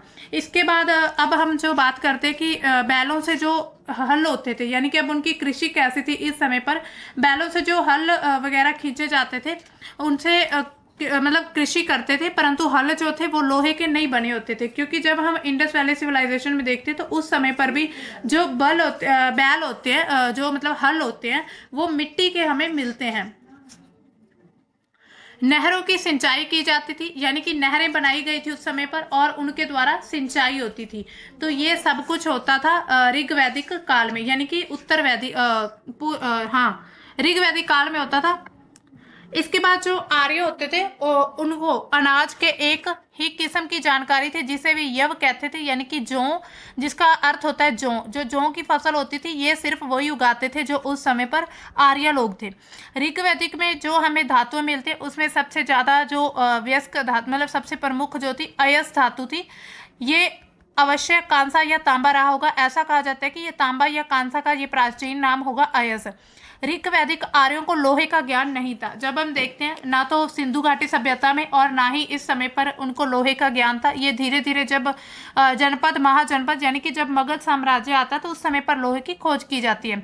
चांदी का ज्ञान भी प्रयोग संदिग्ध था, यानी कि ये भी कहा जाता है कि उन्हें शायद ही चांदी के बारे में नॉलेज हो या फिर शायद ही चांदी के बारे में पता हो। इसके बाद ऋग्वेद में जिन भी प्रमुख व्यवसायियों का उल्लेख मिला है, यानी कि जो प्रमुख तौर पर जो लोग काम करते थे उनमें कौन कौन सा ज़्यादा काम होते थे। सबसे पहले तक्षय यानी कि बढ़ई का काम करना, धातु का काम करने वाला धातुकर्मी, स्वर्णकार सोने का काम करने वाला, चर्मकार, और उसके अलावा जो जुलाहे थे कपड़े बुनने वाले, कुम्हार यानी कि कुम्हार जो होते हैं, कुलाल आदि प्रमुख है। तो ये सभी जो प्रमुख उस समय पर काम करने वाले लोग ऐसे उल्लेख मिले हैं हमें। इसके बाद ये जो मतलब ऐसा हम कह सकते हैं कि इनके माध्यम से लोगों को पता था कि कैसे कौन सा काम करना है, यानी कि काफी शिल्प जानते थे। तो इसी तरह जब ऋग्वेद में एक समुद्र शब्द है मतलब उसका मतलब है पानी, उसको अर्थ पानी के साथ दर्शाया गया और इससे पता चलता है कि वहाँ पर कृषि भी होती थी। इसके बाद लोग धातुओं को गलाने, उन्हें पीट कर विविध वस्तु बनाने का काम भी जानते थे, यानी कि धातुओं से अब वस्तुएं बनने लगी थी। वस्तु व्यापार जो था वस्तु विनिमय यानी कि बार्टर सिस्टम के माध्यम से होता था। जैसे मान लीजिए ए व्यक्ति के पास कुछ मान लीजिए प्याज है, एग्जाम्पल के माध्यम से समझते हैं, उनके पास अनियन है, और बी व्यक्ति के पास जो है उसके पास मान लीजिए गेहूं है। अब उसको गेहूं की ज़रूरत है और इसको प्याज की ज़रूरत है, तो ये दोनों क्या करेंगे, आपस में बांट लेंगे, यानी कि बांट नहीं लेंगे। ये जो बी व्यक्ति ये गेहूं के बदले अनियन ले लेगा और ये अनियन के बदले में गेहूं। तो इसी तरह बार्टर सिस्टम चलता था, क्योंकि उस समय पर कोई भी मुद्रा नहीं थी। पनी अत्यधिक ब्याज पर ऋण देते थे, यानी कि जो पनी होते थे यानी कि मनी लैंडर्स जो थे उनको द्वारा जो मतलब कि कर्ज दिया जाता था लोगों को। उसके अलावा सूदखोर उन्हें कहते थे, जो ब्याज देने वाला था, यानी कि ब्याज पर जो कर्ज देने वाला सूदखोर होता था। इसी समय में समुद्री और विदेशी व्यापार के संबंध में कोई भी हमें प्रमाण नहीं मिलते हैं कि हो सकता है शायद उनके समुद्री या विदेशी व्यापार आपस में हो या फिर ना हो। अब अगर हम बात करें इन लोगों के धार्मिक जीवन की कि इनका धार्मिक जीवन कैसा था, तो वैदिक धर्म का जो मुख्य लक्ष्य था इनमें प्रकृति की उपासना था। मतलब कि ऐसा माना जाता है कि ये प्रमुख तौर पर सिर्फ प्रकृति की पूजा करते थे और प्राकृतिक शक्तियों को ये आदर्श मानते थे। उसमें जैसे जो इंद्र देवता या फिर और अलग अलग प्रकार के देवताओं की हमें आगे नाम मिलते हैं, और उसमें लोग जो थे सूर्य, चंद्रमा और नदियां, पहाड़ी जैसी चीज़ों के जो अस्तित्व के बारे में उनको समझना मुश्किल था कि ये सब कुछ कैसे बना है। तो ये मानते हैं ये कोई दैवीय शक्तियाँ, यानी कि कोई ऐसी शक्तियाँ हैं जो इन सभी चीज़ों को बनाती। तो फिर ये इन्होंने इनकी पूजा करनी शुरू कर दी थी। ऋग वैदिक देवताओं को 3 श्रेणियों में बांटा जाता है, यानी कि 3 श्रेणियों में। सबसे पहले तो स्वर्ग के जो देवता थे दयोस, वरुण, आय, मित्र, सूर्य, सविता, पूषण, विष्णु, अदिति, उषा और अश्विनी, ये इनको स्वर्ग के देवता माना जाता है। उसके बाद अंतरिक्ष के देवता, इसमें इंद्र, रुद्र, मारुत, वात और पर्जन्य, इनको माना जाता है। इसके अलावा पृथ्वी में जो अग्नि, सोम और पृथ्वी, इन तीनों को पृथ्वी के देवता माना जाता था। उसके बाद ऋग्वेद का प्रमुख देवता जो था वो इंद्र माना जाता है। इंद्र का उल्लेख हमें ज़्यादा मिला कि जो ऋग्वेद के जो मेन डाइटी थे वो इंद्र थे। इसे पुरिंदर भी कहा जाता था और ये बादल और वर्षा का देवता, इंद्र जो है बादल या फिर वर्षा का देवता होता था। ऋग्वेद का दूसरा प्रमुख देवता अग्नि है। ये मानव और देवताओं के बीच मध्यस्थता की भूमिका निभाता है। कैसे मध्यस्थता, मतलब जो अनुष्ठान या फिर पूजा या फिर यज्ञ किए जाते हैं उनके माध्यम से देवता के मतलब देवता के नज़दीक होते हैं या फिर देवता से जो मतलब संपर्क होता है, तो उसी बीच जो काम जो कुंड में या फिर हवन वगैरह होता है या कोई भी जो यज्ञ किया जाता है उसमें जो अग्नि होती थी वो प्रमुख थी। तीसरा प्रमुख देवता वरुण माना जाता है इस समय पर, और ये जल का देवता था, और सोम वनस्पति का देवता, और मरुत जो था वो तूफान का देवता। अब देखिए इन्होंने हर एक प्रकृति की हर एक चीज के लिए अलग अलग देवताओं के नाम रखे थे। ऋग्वेद में मंदिर या फिर मूर्ति पूजा का उल्लेख नहीं मिलता कि उस समय पर हो सकता है लोग जो थे वो मंदिर वगैरह बनाते हो या फिर ना, मतलब मंदिरों की पूजा नहीं थी। यज्ञ में क्या करते थे, दूध, जो अन्न, घी, मांस और सोम की आहुति दी जाती थी।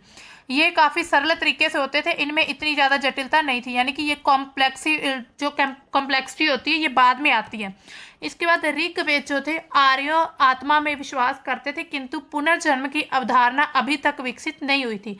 यानी कि आर्यों में ये यकीन तो करते थे कि आर्य लोग हैं, लेकिन फिर भी जो मतलब कि पुनर्जन्म, ऐसा मानना कि एक मृत्यु के बाद भी दूसरा जन्म होता है, ऐसी धारणा जो अभी तक विकसित नहीं हुई थी।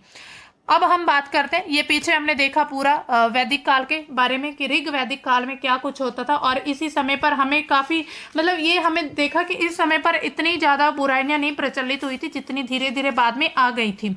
तो ऋग वैदिक काल में कुछ जो हमने पीछे देवी देवताओं की पूजा की, तो उस मतलब पूजा की बात की, तो उसमें कुछ महिलाओं को भी मतलब देवताओं को जैसे कुछ देवियों की पूजा भी की जाती थी, जिसमें उषा, अदिति जैसे हमें नाम मिलते हैं। इस काल में जो पितृसत्तात्मक समाज को देखते हुए जो देवता की महत्ता वो देवियों से कहीं अधिक थी, यानी कि ऐसा मान सकते हैं ये जो ऋग वैदिक काल है इसमें पितृसत्तात्मक समाज आ चुका था। अब हम बात करते हैं उत्तर वैदिक काल के बारे में। अब देखिए उत्तर वैदिक जो काल था इसमें जो मतलब राज्य और जो सामाजिक व्यवस्था की शुरुआत इस काल में होती है। ये जो है ये वैदिक ग्रंथों पर इसके इतिहास को हम देखते हैं, जिन्हें ऋग्वेद काल के बाद माना जाता है कि ये समय था जब ऋग्वेद काल चल रहा था, उसके बाद का जितना भी समय आता है उन सभी को उत्तर वैदिक काल कहा जाता है। तो वैदिक श्लोक मंत्रों का संग्रह साहित्य इसको कहला, जो वैदिक है वो ऐसा कहा जाता है कि मंत्रों का एक संग्रह साहित्य है। ऋग्वेद संहिता सबसे पुराना वैदिक ग्रंथ है, यानी कि ऋग्वेद जो हमने अभी बात की, जिसके आधार पर प्रारंभिक वैदिक काल का वर्णन किया जाता है। इसके अलावा जो उत्तर वैदिक काल है उसमें दो और जो मतलब जो इसमें ग्रंथ लिखे गए थे, जिसमें यजुर्वेद, अथर्ववेद, सामवेद इनका वर्णन किया गया है। तो उत्तर वैदिक काल की अगर हम देखें मतलब ग्रंथों की जो रचना 1000 से 500 ईसा पूर्व में की गई थी, और जो ऋग वैदिक काल था उसकी 1500 ईसा पूर्व में मानी जाती है। तो इस समय को उत्तर वैदिक काल कहा जाता है। अब इसमें हम क्या क्या पढ़ेंगे, मतलब कौन कौन से टॉपिक रहेंगे हमारे। राजनीतिक जीवन, पॉलिटिकल लाइफ, उनकी सोसाइटी कैसी थी, धर्म कैसा था, और उनकी इकोनॉमी कैसी थी। तो इन सभी को हम पढ़ेंगे, ठीक है। अब देखिए इसका अगर हम भौगोलिक विस्तार की बात करें कि जियोग्राफिकल कवरेज इसकी कितनी थी, तो ये जो उत्तर वैदिक काल था ये आर्यों का विस्तार पूर्व में अफगानिस्तान से लेकर उत्तर में समस्त उत्तर प्रदेश, जिसमें गंडक नदी, और उत्तर में जो तुर्कमेनिस्तान से लेकर दक्षिण में विंध्याचल पर्वत तक, यानी कि नर्मदा नदी तक ये फैला हुआ था, इसका पूरा विस्तार था। इसके बाद उत्तर वैदिक जो था वो कालीन आर्यों का विस्तार, यानी कि ब्रह्म ऋषि प्रदेश, जिसमें गंगा यमुना का द्वाब आता है, मध्य प्रदेश में, जिसमें हिमाचल और विंध्याचल पर्वत यहाँ तक हो चुका था। यानी कि पूरा जो उत्तर भारत था, उत्तर भारत मान लीजिए, तो यहाँ पर पूरा इसका विस्तार हो चुका था इस पीरियड का।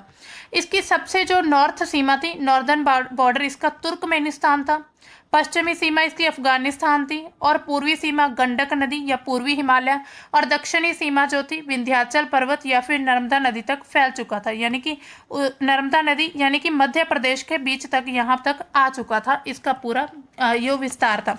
अब देखिए भारत में अगर हम इसका विस्तार देखें आज के समय पर, भारत का कौन कौन सी प्लेसेस थी उस समय पर। पंजाब, जम्मू कश्मीर का एरिया, हरियाणा, दिल्ली, गुजरात, उत्तरी राजस्थान, पश्चिमी उत्तर प्रदेश और पूर्वी उत्तर प्रदेश था। तो ये सभी स्टेट्स या सभी प्लेसेस जो हैं, इन सभी प्लेसेस को मिलाकर उत्तर वैदिक काल की बात की जाती थी। यहाँ पर मैप के माध्यम से समझते हैं। यहाँ पर आप देख सकते हैं ये है अर्ली वैदिक पीरियड, ये देखिए, हाँ यहाँ तक फैला हुआ था। इसके बाद धीरे धीरे ये जो बाद में आता है लेटर वैदिक पीरियड, यहाँ तक आ जाता है पूरा। ये देखिए ये है वैदिक कल्चर कहाँ से कहाँ तक, यहाँ पर मेनली रहता है अर्ली वैदिक पीरियड, ये वाला एरिया होता है, ठीक है, जिसमें हड़प्पा ये वाला क्षेत्र आ जाता है, और उसके बाद लेटर वैदिक पीरियड मेनली यहाँ पर फोकस करता है, ठीक है। इनका जो कल्चर हमें मिलता है, विस्तार तो यहाँ नर्मदा नदी तक हो चुका था, यहाँ पर आप देखेंगे, लेकिन जो हमें कल्चर मोस्टली मिलता है ये यही प्लेसेस पर ज़्यादा मिलता है। मतलब कि लोग यहाँ पर कबीला समाज बनाकर ज़्यादा रहते होंगे। यहाँ पर भी आप देख सकते हैं ये जो लोग आए थे इंडो आर्यंस लोग, मतलब यहाँ से आए, ऐसा माना जाता है कुछ लोग इधर चले गए और कुछ लोग इधर चले गए। जो दो हमने कबीले देखे थे पीछे, दो कबीले आए थे आर्यों के, उनमें कुछ इधर गए होंगे और कुछ इधर, तो इसी तरह से आर्यों का विस्तार हो गया। अब हमें उत्तर वैदिक पीरियड के सोर्सेज कौन कौन से मिलते हैं, तो उत्तर वैदिक काल में सबसे प्रमुख जो पुरातात्विक साक्ष्य हमें उत्तर प्रदेश के एटा जिले में अतरंजी खेड़ा से मिलते हैं।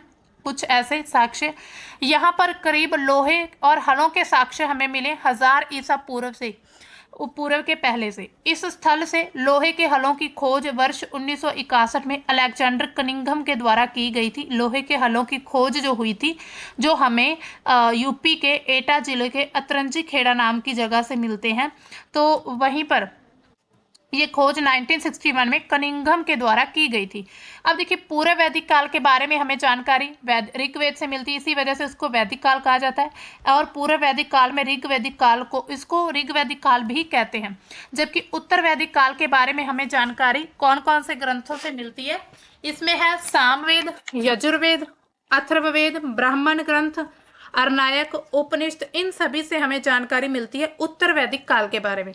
सभी जो भी साहित्य स्रोत को संयुक्त रूप में वैदिक साहित्य भी कहते हैं। जितने भी ये सारे स्रोत हैं, इन सभी को हम वैदिक साहित्य की परिभाषा भी देते हैं। उत्तर वैदिक काल के बारे में सामवेद, यजुर, अथर्ववेद, ब्राह्मण ग्रंथ, अरणायक, उपनिषद, इन सभी से हमें जानकारी मिलती है। अब हम बात करते हैं यजुर्वेद के बारे में कि यजुर्वेद क्या है।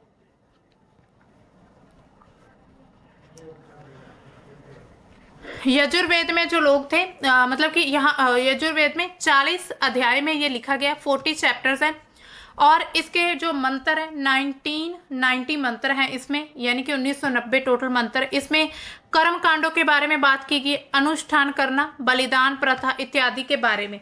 अब देखिए कर्म कांड क्या थे उस समय, जैसे जो भी हमने देखे थे उनके मतलब कि उनके जो भी रिचुअल्स रहे होंगे, जैसे कोई भी उनकी बना दी गई कोई भी प्रथा बन गई हो, जैसे हम बात करेंगे आगे जो भी देवदासी की प्रथा, या फिर उसके अलावा जो भी जैसे किसी को दान पुण्य करना या फिर यज्ञ करना, अनुष्ठान करना, इसके अलावा बलिदान देना, देवता को खुश करना, उन्हें ये सब कुछ दान देना, या फिर ब्राह्मणों की तरफ ज़्यादा झुकाव होना, तो ये सभी कर्मकांड यहाँ पर आ गए थे और यहीं पर ही धीरे धीरे जो वर्णा सिस्टम था वो बढ़ने लगा था। इसमें पुरोहित जो होते थे उनको अध्वर्यु थे, इसके जो पुरोहित थे ये हम यजुर्वेद की बात कर रहे हैं, इनके पुरोहित अध्वर्यु।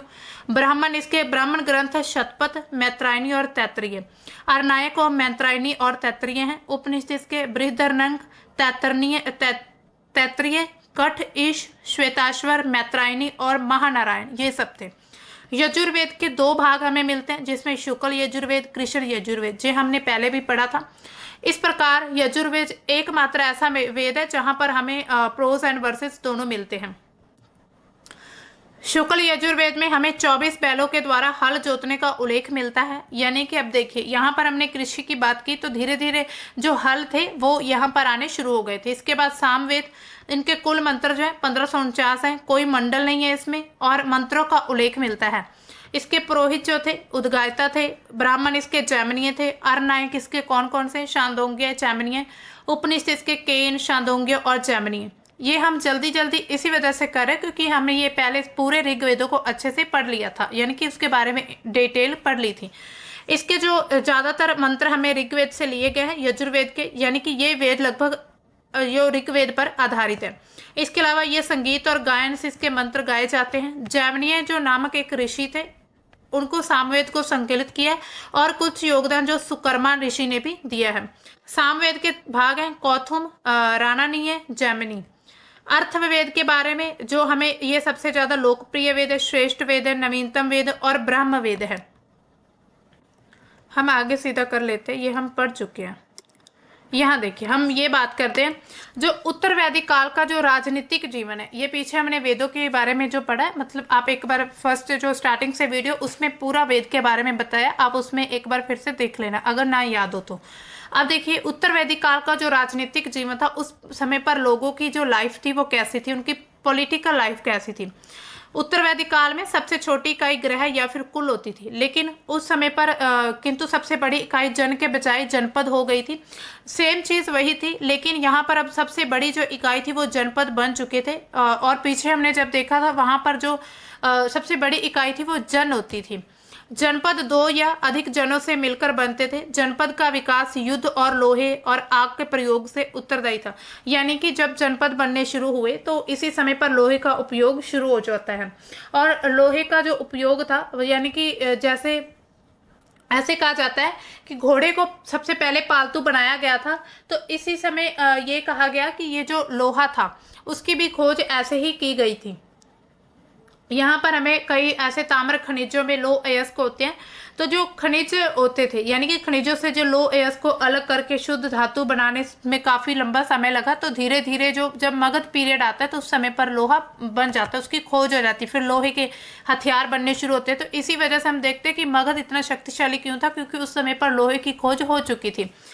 पहला, राजाओं के द्वारा युद्ध के माध्यम से अपने साम्राज्य का विस्तार करते हुए किसी जन को अपने क्षेत्र में शामिल कर लेते थे। यानी कि मान लीजिए कहीं भी युद्ध करने गए राजा यहाँ पर, तो वहां पर अगर वो जीत गए तो उन्होंने इस जन को अपने क्षेत्र में कर लिया था। जैसे पूर्व वैदिक काल के दो जन थे, पुरु और भरत, उत्तर से मिलकर कुरु नामक एक जनपद का निर्माण किया गया। यानी कि दो जनपदों को मिलाकर फिर दो जनों को मिलाकर एक जनपद का निर्माण कर दिया गया था। तो इसी तरह होता था। उत्तर वैदिक काल में राजा का पद जो वंशानुगत हो चुका था। अब देखिए, पहले जो राजा बन रहे थे वो राजा मतलब वंशानुगत नहीं था, वो अपने मतलब कि जो काबिल राजा या मुखिया होता था उसको बनाया जाता था। लेकिन अब जो राजा था, राजा का बेटा राजा बनेगा, अब उसका बेटा राजा, ऐसे ये जो मतलब पद था उसको हेरिडिटरी कर दिया गया था। राजा का प्रमुख काम कोई भी था, कबीले की सुरक्षा करना नहीं बल्कि अपने साम्राज्य का विस्तार करना। अब देखिए, पहले हमने देखा कि जो हमारे पास जो ऋग वैदिक पीरियड था उस समय पर राजा क्या करता था, कबीले की सुरक्षा करता था, उसके विकास के काम करता था, यानी कि उसको आगे ले जाता था। लेकिन अब था उसको अपना साम्राज्य को बढ़ाना है। साम्राज्य विस्तार के कारण राजा को गोपति की जगह अब भूपति के नाम से जाना जाने लगा।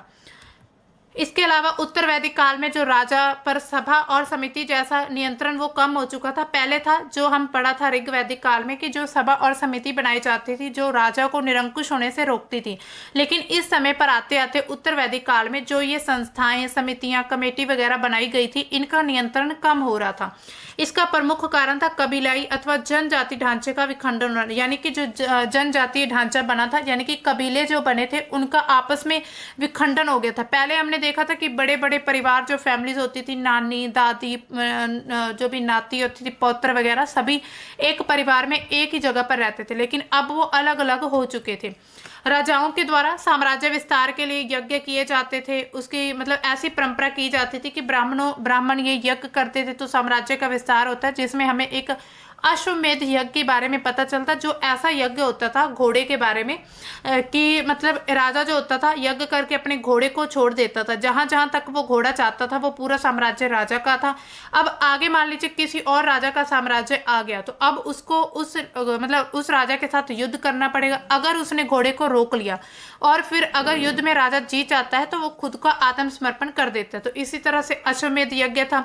इसके अलावा वाजपेयी यज्ञ मिलता है और उसके अलावा राजसूय यज्ञ मिलते हैं और पुरुष मेध यज्ञ भी मिलता है। तो ये सब कुछ राजा के द्वारा अपने साम्राज्य का विस्तार करने के लिए होता था। अब पूर्व वैदिक काल की तरह उत्तर वैदिक काल में भी जो सेना थी वो अस्थायी ही रही थी, सेना को परमानेंट नहीं किया गया था। उत्तर वैदिक काल में पूर्व वैदिक काल के विपरीत राजा की सहायता के लिए रतिन नामक अवधारणा का विकास होता है। एक राजा की सहायता के लिए एक मतलब कि एक समूह बनाया जाता है, ग्रुप बनाया जाता है, जिसमें 12 पदाधिकारियों का एक समूह होता था। यानी कि 12 अधिकारी होते थे। उसमें राजा को प्रशासनिक काम के लिए उन्हें सहायता देते थे। उनकी पॉलिसी एक प्रकार से मंत्री परिषद बन चुकी थी। फिर रतिन उच्च कुल से संबंधित होते थे, यानी कि अब ये भी ब्राह्मण रहे होंगे, तथा कान में रत्न धारण करने के कारण इन्हें रतिन नामक से संबोधित किया जाता है। यानी कि वो कान में जो एक रत्न मतलब बाली टाइप कुछ पहनते हैं, तो इट मीन्स उनको इसी कारण उनको रतिन कहा गया था। इसी तरह धीरे धीरे उस समय पर राजा जो था निरंकुश हो गया था। अब देखिए इस में सामाजिक जीवन कैसा था। उत्तर वैदिक काल जो था वो भी पुरुष प्रधान ही रहा था, अर्थात पितृ सत्तात्मिक पर ही आधारित था। जब हमने ऋग वैदिक काल देखा उसमें देवताओं की यानी कि देवियों की जगह देवताओं की ज्यादा मतलब वहां पर प्रचलन था। इसी तरह वो भी पुरुष प्रधान था, यहाँ पर भी वही व्यवस्था रहती है। उत्तर वैदिक काल में भी संयुक्त परिवार की प्रथा थी। उत्तर वैदिक काल में पितृपक्ष और मातृपक्ष दोनों अलग अलग रहने लग गए थे। यानी कि पहले सभी इकट्ठे रहते थे, अब जो मदर की फैमिली और फादर की फैमिली अलग हो चुकी थी। यहाँ पर आर्यों की सामाजिक व्यवस्था का आधार था वर्ण श्रम व्यवस्था थी, यानी कि वर्ण बनाए गए थे उसके अकॉर्डिंग। किंतु इसका प्रारंभ पूर्व वैदिक काल में तो हो चुका था, किंतु उत्तर वैदिक काल में इस व्यवस्था कर्म की बजाय अब जन्म आधारित हो गई थी। कर्म के आधार पर पहले वर्णों में बांटा जाता था, अब उनको जन्म के आधार पर, अगर किसी का जन्म शूद्र परिवार में हुआ है तो वो शूद्र रहेगा, अगर किसी का जन्म ब्राह्मण परिवार में हुआ है तो वो ब्राह्मण रहेगा। शूद्रों की स्थिति काफी ज्यादा हीन यानी कि खराब हो चुकी थी। इस समय पर ब्राह्मण क्षत्रिय वैश्यों को ही उन्नयन का अधिकार मिलता था और इन्हें द्विज भी कहा जाता था, यानी कि सारे अधिकार जो ब्राह्मण क्षत्रिय और वैश्यों को दिए गए थे। उत्तर वैदिक काल में गोत्र शब्द का प्रयोग किसी एक पुरुष के उत्पन्न संतानों पीढ़ियों के लिए होने लगा था, यानी कि गोत्र जो थे वो मान लो कोई एक पुरुष है, उसकी जो फैमिली या फिर उसकी जो संतान के आगे संतान है, इट मीन्स उनका गोत्र एक रहेगा। तो ऐसी प्रथा भी चल गई थी। फिर यहाँ पर महिलाओं की स्थिति में गिरावट होने लगती, यानी कि पहले हमने देखा कि महिलाएं जो स्कॉलर्स थी उनको एजुकेशन प्राप्त करने का अधिकार था, लेकिन अब ऐसी स्थिति नहीं थी। ऐत्रेय ब्राह्मण में, यानी कि ये ब्राह्मण ग्रंथ है जो, इसमें स्त्री को समस्त दुखों का कारण बताया गया, यानी कि ये कहा गया कि जो स्त्री है वो ऐत्रेय ब्राह्मण में लिखा गया कि सभी दुखों का कारण स्त्री है, और पुरुष को कहा गया कि सभी दुखों का निवारक है, यानी कि सभी दुखों से सफर होने वाला, यानी कि रिलीवर है, यानी कि एक रिलीव ये लेने वाला है, यानी कि बस निवारक है, दुखों को दूर करने वाला, दुखों का अंत करने वाला। छांदोग्य जो उपनिषद है उसमें राजा जनक के दरबार में गार्गी याज्ञवल्क्य ऋषि के संवाद का उल्लेख मिलता है, यानी कि सिर्फ यहाँ पर कुछ महिलाओं का हमें उल्लेख मिलता है छांदोग्य उपनिषद में। यहाँ पर बाल विवाह जैसी प्रथा भी आ चुकी थी कि लोग बाल विवाह करने लगे थे। अथर्ववेद में एक विधवा को 10 बार विवाह करने की अनुमति का उल्लेख मिलता है, यानी कि ऐसा भी कहा जाता है कि एक विधवा को 10 बार विवाह करने की भी अनुमति थी, यानी कि बाल विवाह थी और उसके साथ ही 10 विवाह यानी कि विधवा विवाह की अनुमति थी। उसके अलावा उत्तर वैदिक काल में सती प्रथा मिलती है हमें, पर्दा प्रथा, इसके तलाक के कोई भी ऐसे प्रमाण नहीं मिलते हैं। ये जो उत्तर वैदिक काल है सिर्फ बाल विवाह था यहाँ पर। उत्तर वैदिक काल में बहुपत्नी प्रथा का प्रारंभ हो जाता है, यानी कि एक व्यक्ति के द्वारा एक से ज्यादा शादियां करने की प्रथा हो चुकी थी। अब देखिए इनका आर्थिक स्थिति जीवन कैसा था। यहाँ पर कृषि व्यवस्था प्रमुख केंद्र के रूप में काम करते थे, यानी कि सबसे ज्यादा यहाँ पर कृषि जो उपकरण पाए गए थे लोहे के, तो इससे में कोई संदेह नहीं कि ये जो उत्तर वैदिक लोगों का जीवन का मुख्य साधन कृषि था। उत्तर वैदिक ग्रंथों में जो 6, 8, 12 और 24 बैलों से जुताई की जाती थी ऐसे साक्ष्य मिले। हालांकि ये अतिशयोक्ति भी हो सकता है, यानी कि बढ़ा चढ़ाकर कहा गया, लेकिन ऐसे हमें एविडेंस मिलते हैं। उत्तर वैदिक के अंतर्गत ही तैत्रीय उपनिषद जो है उसमें लिखा गया कि अन्न ही ब्रह्म है। इसका उल्लेख मिलता है कि अब जो ब्रह्म है यानी कि अन्न जो है वो ब्राह्मण की वजह से ही मिलता है, जो कि तत्कालीन समाज में कृषि बढ़ाने के महत्व को इंगित करता है कि कृषि को यानी कि बढ़ाने के लिए ये कहा गया हो कि अन्न ही ब्रह्म है, और ब्रह्म को भगवान ईश्वर देवता कहा गया था। तो इसी तरह लोगों को हो सकता है मतलब कि प्रोत्साहित करने के लिए ऐसे वर्ड्स का यूज किया गया हो। उत्तर वैदिक कालीन साहित्य में इंद्र के लिए सुनासिर शब्द का प्रयोग मिलता है, जिसका अर्थ होता है हलवाहा, अर्थात हल चलाने वाला। तो अथर्ववेद में पृथ्वीवेन या पुथुवैन्यो के रूप में भारत के जो पहले कृषि इंजीनियर उनका उल्लेख मिलता है, यानी कि पृथ्वीवेन ये पहले कृषि इंजीनियर थे। इनके द्वारा लोहे के हल का आविष्कार किया गया, तो ऐसे नाम हमें मिलते हैं वेदों में। अथर्ववेद में पहली बार नहरों की चर्चा मिलती है, जिसे कुलिया कहा गया, कि यहाँ पर नहरों का यूज हो चुका था। तैत्रीय संहिता में वर्ष में 2 बार फसल उगाने का उल्लेख मिलता है कि जो पूरे साल में 2 फसलें उगाई गई थी। उत्तर वैदिक काल में गेहूं मिलते हैं हमें, चावल, धान, सरसों, जौ यानी कि यव, गन्ना, मूंग या उड़द दाल, इन सभी के उल्लेख हमें मिलते हैं उत्तर वैदिक काल में। ये सब कुछ हो चुका था। इसके अलावा राजा को पूरे कुल उपज का एक निश्चित भाग नियमित रूप से दिया जाता था, यानी कि यहाँ पर कर सिस्टम एक प्रकार से टैक्स सिस्टम भी हो चुका था कि राजा को एक भाग देना होगा। कर के लिए बलि शब्द की बजाय उन्होंने भाग और शुल्क जैसे शब्दों का यूज किया है। इसके अलावा पूर्व वैदिक काल के जो प्रमुख पशु थे गाय, बैल, भैंस, भेड़, बकरी, ऊंट, कुत्ता। इसके अलावा उत्तर वैदिक काल में बाघ, हाथी और 2 नए जानवर मिलते हैं, यानी कि बाघ और हाथी 2 नए जानवरों की खोज हो जाती है यहाँ पर। सोना, तांबा और कांसे के बारे में वैदिक काल से जानकारी मिलती थी, किंतु लोहे के बारे में हमें सिर्फ उत्तर वैदिक काल में ही मिलता है। इसी वजह से जब लोहे का यूज हुआ तो मगध साम्राज्य काफी फला फूला था। समस्त वैदिक कालीन आर्यों को चांदी के बारे में यहाँ पर कोई भी जानकारी नहीं थी। तैत्रीय संहिता जो है उसमें क्या मिलता है, कुसीद तथा शतपथ ब्राह्मण में कुसीदन शब्दों का उल्लेख, जिसका अर्थ होता है ऋण यानी कि लोन एक प्रकार का, इसे शब्द भी मिले हैं, यानी कि लोगों के द्वारा लोन लिया जाता होगा। उत्तर वैदिक काल में भी मुद्रा का प्रचलन नहीं हुआ था, यानी कि यहाँ तक भी बार्टर सिस्टम ही चलता था। उत्तर वैदिक कालीन साहित्य में निष्क, शतमान, कृष्णल जैसी माप तोल की इकाइयां भी प्रचलन में आ चुकी थी, यानी कि अब जो वस्तुओं को मापने के लिए, तोलने के लिए शतमान, कृष्णल, निष्क इन सभी का यूज होता था। अब देखिए उत्तर वैदिक काल का जो धार्मिक और सांस्कृतिक जीवन कैसा था। जो उत्तर वैदिक काल के जो लोग थे, इनके जीवन का उद्देश्य था लौकिक के बजाय पारलौकिक स्वरूप धारण करना। उत्तर वैदिक काल में कर्म कांडों का महत्व काफी ज्यादा बढ़ गया था। सबसे ज्यादा राजनीति में इनका यूज होता था, जैसे यज्ञ करने के लिए, अनुष्ठान करने के लिए। उत्तर वैदिक काल में बड़े और अत्यधिक खर्चीले यज्ञ होते थे, यानी कि अब अपनी जो साम्राज्य उसको बढ़ाने के लिए, यानी कि अपनी शक्ति पावर को दिखाने के लिए बड़े बड़े यज्ञ करने लगे थे। यज्ञों में बलि प्रथा का प्रचलन भी शुरू हो चुका था, बलि का। उत्तर वैदिक काल में उच्चारण की शुद्धता पर अधिक बल दिया जाता था, यानी कि उच्चारण जो है वो सही तरीके से किया जाए। तो ये सब अब सभी कुछ यहाँ पर धार्मिक कार्य ज्यादा होने लगे थे, यानी कि यहाँ के जो शासक थे उत्तर वैदिक काल के, वो अपनी प्रजा के विकास के लिए काम ना करके यहाँ पर अनुष्ठान सबसे ज्यादा था। पूर्व वैदिक काल के जो प्रमुख देवता, जिसमें इंद्र, अग्नि और वरुण थे, उत्तर वैदिक काल में इन तीनों का जो स्थान था प्रजापति, विष्णु और रुद्र ने धारण कर लिया था। अब इन तीनों की जगह नए देवता यानी कि प्रजापति, विष्णु और रुद्र की जगह दे दी गई थी। इसके अलावा इसी काल में इंद्रों को सांपों का देवता और राक्षसों का देवता और घर लूटने वाले देवता के रूप में संबोधित किया जाने लगा। अब देखिए, वही इंद्र देवता जिसकी पहले पूजा होती थी, यानी कि जिसको वर्षा का देवता, बारिश का देवता कहा जाता था, बादलों का देवता, अब उसको सांपों का देवता, उसके अलावा राक्षस का देवता और फिर उसके साथ ही घर लूटने वाले देवता कहा जाते थे। अब देखिए कैसे धीरे धीरे ये समाज पूरा बदल रहा था।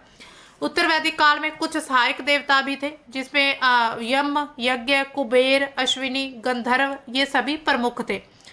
अब देखिए इसमें क्या होता है, कुछ नए सिद्धांत आते हैं यहाँ पर। अगर हम सिद्धांतों से पहले अगर हम बात करें यहाँ के जो शिल्प और कला के बारे में, यानी कि यहाँ पर काफी कलाओं, शिल्प का उदय होता है। कई लोहे के काम करने वाले या फिर धातु पिघलाने वाले कारीगरों के बारे में भी पता चलता है हमें। वैदिक लोग शुरुआत से ही तांबे से तो परिचित थे, लेकिन अब यहाँ पर आते आते लोहे भी बन चुका था, तो अब लोहे से उन्होंने हथियार बनाने शुरू कर गए थे। यहाँ पर बुनाई जो थी वो बड़े पैमाने पर की जाती थी, लेकिन बुनाई का काम सिर्फ महिलाओं के द्वारा ही होता था। इसके अलावा चमड़े का काम या फिर बढ़ई का काम, ये सभी कामों में काफी ज्यादा प्रगति देखी जाती है। इसी तरह यहाँ पर जो उत्तर वैदिक काल के जो लोग थे, ऐसा माना जाता है कि उन्हें काले, लाल रंग के बर्तन या फिर हल्के काले बर्तन या फिर चित्रित भूसर जो बर्तन, भूरे बर्तन थे, उन सभी को जानते थे ऐसे बर्तनों की। लाल मिट्टी के जो बर्तन, यानी कि जो हम आज भी घर में देखते हैं, जो ऐसे मटका टाइप होता है, तो वैसे लोग इन सभी बर्तनों से काफी ज्यादा परिचित है, यानी कि ये सब लाल रंग के बर्तन लोकप्रिय हैं। आज भी आपने देखा होगा भारत में सबसे ज्यादा हमें वो लाल रंग के, भूरे रंग के बर्तन मिलते हैं। इसके अलावा जो मतलब कटोरियाँ, थालियाँ वगैरह ये सभी बनाई जाने लगी थी, लेकिन सभी लोग नहीं बनाते थे, सिर्फ कुछ लोग ही इनका यूज करते थे, इनको बनाते थे। अब यहाँ पर कुछ नए सिद्धांतों का उदय होता है, यानी कि कौन से ऐसे नए सिद्धांत होते हैं जो मतलब कि इनका उदय होता है। तो पूर्व वैदिक काल के विपरीत अगर हम देखें तो उत्तर वैदिक काल में कुछ नए सिद्धांतों का प्रचलन भी शुरू हो जाता है, यानी कि यहाँ पर जब उत्तर वैदिक काल आता है तो कुछ नए सिद्धांत सामने आते हैं, जैसे कि ब्रह्मलोक की संकल्पना, यानी कि यहाँ पर जो है मतलब जैसे आकाश पाताल, ऐसे ही एक ब्रह्मलोक भी है। नरक शब्द का यूज किया गया कि मरने के बाद नरक, स्वर्ग जैसी कोई चीज होती है। पुनर्जन्म की संकल्पना हो चुकी थी, लोग मानने लगे थे कि हमारा जो है दोबारा जन्म होता है। मोक्ष की प्राप्ति, उपनिषदों के माध्यम से आत्मा परमात्मा के रूप में, अद्वैतवादी दर्शन, ये सभी चीजों का विकास होता है। धीरे धीरे लोगों की धारणाएं थी वो बदल रही थी।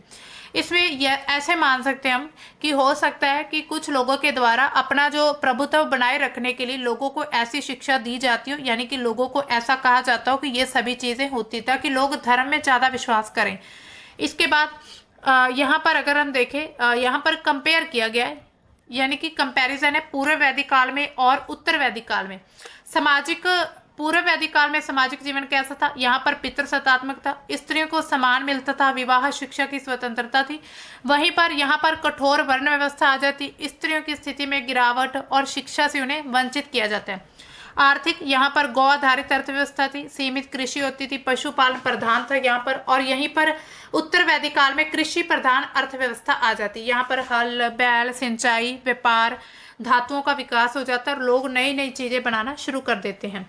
इसके अलावा जब राजनीतिक जीवन था, यहाँ पर जन जनपद का शासन था, राजा सीमित शक्तियों में रहता था, लेकिन यहाँ पर राज्य संगठन अधिक विकसित हो रहा था, राजा की शक्तियां बढ़ा दी गई थी। अब वो अपनी मर्जी से अपनी स्थायी सेना और कर प्रणाली विकसित कर रहे थे।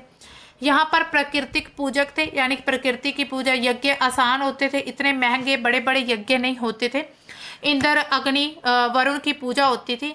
अब यहीं पर उत्तर वैदिक काल में जटिल यज्ञ होने लगे, पुरोहितों की भूमिका महत्वपूर्ण होती गई और ब्रह्म विष्णु रुद्र की पूजा की शुरुआत होती, यानी कि अब धीरे धीरे जो था परिवर्तन हो रहा था, पूर्व वैदिक काल से उत्तर वैदिक काल की तरफ लोगों के विचार बदल रहे थे, लोगों की सामाजिक, आर्थिक, राजनीतिक और धार्मिक स्थिति उनकी सभी की बदल रही थी। तो दोस्तों ये था हमारा आज का पूरा वैदिक पीरियड, और इसके साथ ही अब हम जो है वैदिक पीरियड के एमसीक्यूज लगाकर देखेंगे कि मतलब हमें कितना थोड़ा इसमें लर्न हुआ है। ठीक है, तो हमारा ये वैदिक पीरियड के हमारे जो एमसीक्यूज है, इसमें सबसे पहला हमारा क्वेश्चन है, ऋग्वेद में जो प्रयुक्त शब्द है गविष्ठी, निम्नलिखित में से किससे संबंधित है, यानी कि गविष्ठी शब्द जो है वो किससे रिलेट करता है, गाय से, युद्ध से, गेहूं से या फिर भूमि से। तो इसका करेक्ट आंसर क्या है, ये युद्ध से रिलेट करता है, यानी कि गविष्ठ शब्द का मीनिंग क्या है, युद्ध, इसके साथ इसको संबोधित किया जाता है। अब सेकंड क्वेश्चन है हमारा, ये जो नीचे युगम दिए गए, यानी कि ये हमें कॉलम्स इनको मैच करके देखना है, यानी कि इनको देखना कितने सही युगम है। इसमें नष्क है, ऋग्वैदिक काल में की एक मुद्रा है, शतमान चांदी की एक इकाई है, रत्तिका भूमि मापने की इकाई, और गुंजा जो है तोल की इकाई। तो इसमें हमारा करेक्ट आंसर रहेगा पहला, दूसरा और चौथा, ये चारों करेक्ट हैं, यानी कि नष्क जो है वो ऋग्वेद काल की एक मुद्रा है, इसके अलावा शतमान चांदी की एक इकाई है, इसके अलावा गुंजा तौल की एक इकाई है, लेकिन भूमि मापने की इकाई रत्तिका नहीं थी। इसके बाद रत्तिका जो थी वो तौल की इकाई थी, यानी कि माप तोल करने की, भूमि की नहीं थी। इसके बाद प्रश्नवनाक, वाचक नहीं है, प्रश्नवनाक शब्द वैदिक काल में किसके लिए प्रयुक्त होता था, यानी कि जो ये वर्ड था किसके लिए यूज होता था, याज्ञिक पुरोहित के लिए, कर संग्रह करता, यानी कि जो कर इकट्ठा करता है, न्यायाधीश के लिए, या फिर राजा का दूत। तो इसका करेक्ट आंसर है सी ऑप्शन, न्यायाधीश के लिए, यानी कि न्यायाधीश के लिए ये यूज होता था। अब इसमें जो हमारा नेक्स्ट क्वेश्चन है, ऐत्रेय उपनिषद जो है आत्मा और चेतना के निर्माण के बारे में बात करता है, छांदोग्य उपनिषद जो है मंत्रों की लय और जप से संबंधित है, बृहदारण्यक उपनिषद जो है आत्मा के पुनर्जन्म, कर्म के परिणामों के सिद्धांत को प्रस्तुत करने वाला सबसे पहला ग्रंथ है। तो इसमें कितने सही सुमेलित हैं, इसमें सभी तीन जो है वो बिल्कुल करेक्ट हैं। ऐत्रेय उपनिषद में हमें आत्मा चेतना के निर्माण के बारे में जानकारी मिलती है, छांदोग्य जो है मंत्रों की लय जप, यानी कि उनको कैसे उनको बोलना है, यानी कि उनकी रिदम चैंटिंग के बारे में पता चलता है। उसके अलावा बृहदारण्यक उपनिषद जो है आत्मा के पुनर्जन्म और कर्म के परिणामों के सिद्धांत को प्रस्तुत करने वाला सबसे पहला ग्रंथ था। नेक्स्ट क्वेश्चन, शतपथ ब्राह्मण में पहली बार किस प्रथा का उल्लेख मिलता है, यानी कि इसमें कौन सी हमें प्रथा मिलती है। इसका सही ऑप्शन है महाजनी सूदखोरी। हमने देखा था कि जो उच्च ब्याज दर पर लोन देते थे उनको सूदखोर कहा जाता था, यानी कि ये एक महाजनी प्रथा थी। नेक्स्ट क्वेश्चन, हाँ, वैदिक काल की प्रमुख नदियां और उनके आधुनिक नाम की जो निम्नलिखित जोड़ी पर विचार करें। ये ऋग्वैदिक काल की नदी नाम है और ये आधुनिक नाम पौरुषणी रवि है, अस्किनी झेलम है, और दृष्टपति घग्गर है। तो कौन से इसमें सही है, इसमें केवल दो सही है, यानी कि अस्किनी जो है वो चेनाब का है और जो झेलम का है वितस्ता, यानी कि यहाँ पर पौरुषणी बिल्कुल सही है, दृष्टवती भी घग्गर ये उसका पुराना नाम है, अस्किनी जो है चिनाब का पुराना नाम है और वितस्ता झेलम का नाम है। अब जो नेक्स्ट क्वेश्चन है, वैदिक शासन के संदर्भ में निम्नलिखित कथनों पर विचार कीजिए। विदत्थ जो है वैदिक काल के दौरान सैन्य मामलों पर बहस करने के लिए एक सभा होती थी, महिलाओं और पुरुषों दोनों को विद्वत सभा में भाग लेने की अनुमति थी। तो इसके ऑप्शन दोनों ही सही हैं, क्योंकि हमने देखा था कि जो विद्वत थी उसमें महिलाएं भी भाग लेती थी और ये सेना के मामलों को देखती थी। तो दोस्तों ये थे हमारे पूरा वैदिक पीरियड और इसके हमने एमसीक्यूज देखे। तो हम अपना जो हमारा रहेगा टॉपिक कल का उसको हम लेकर आएंगे। इसके बाद जो बौद्ध जैन धर्म के बारे में हम पढ़ेंगे डिटेल से, वो भी 1 बाय 1। तो थैंक यू दोस्तों, मिलते हैं हम अपने नेक्स्ट वीडियो में। तब तक के लिए बाय, थैंक्स फॉर वॉचिंग।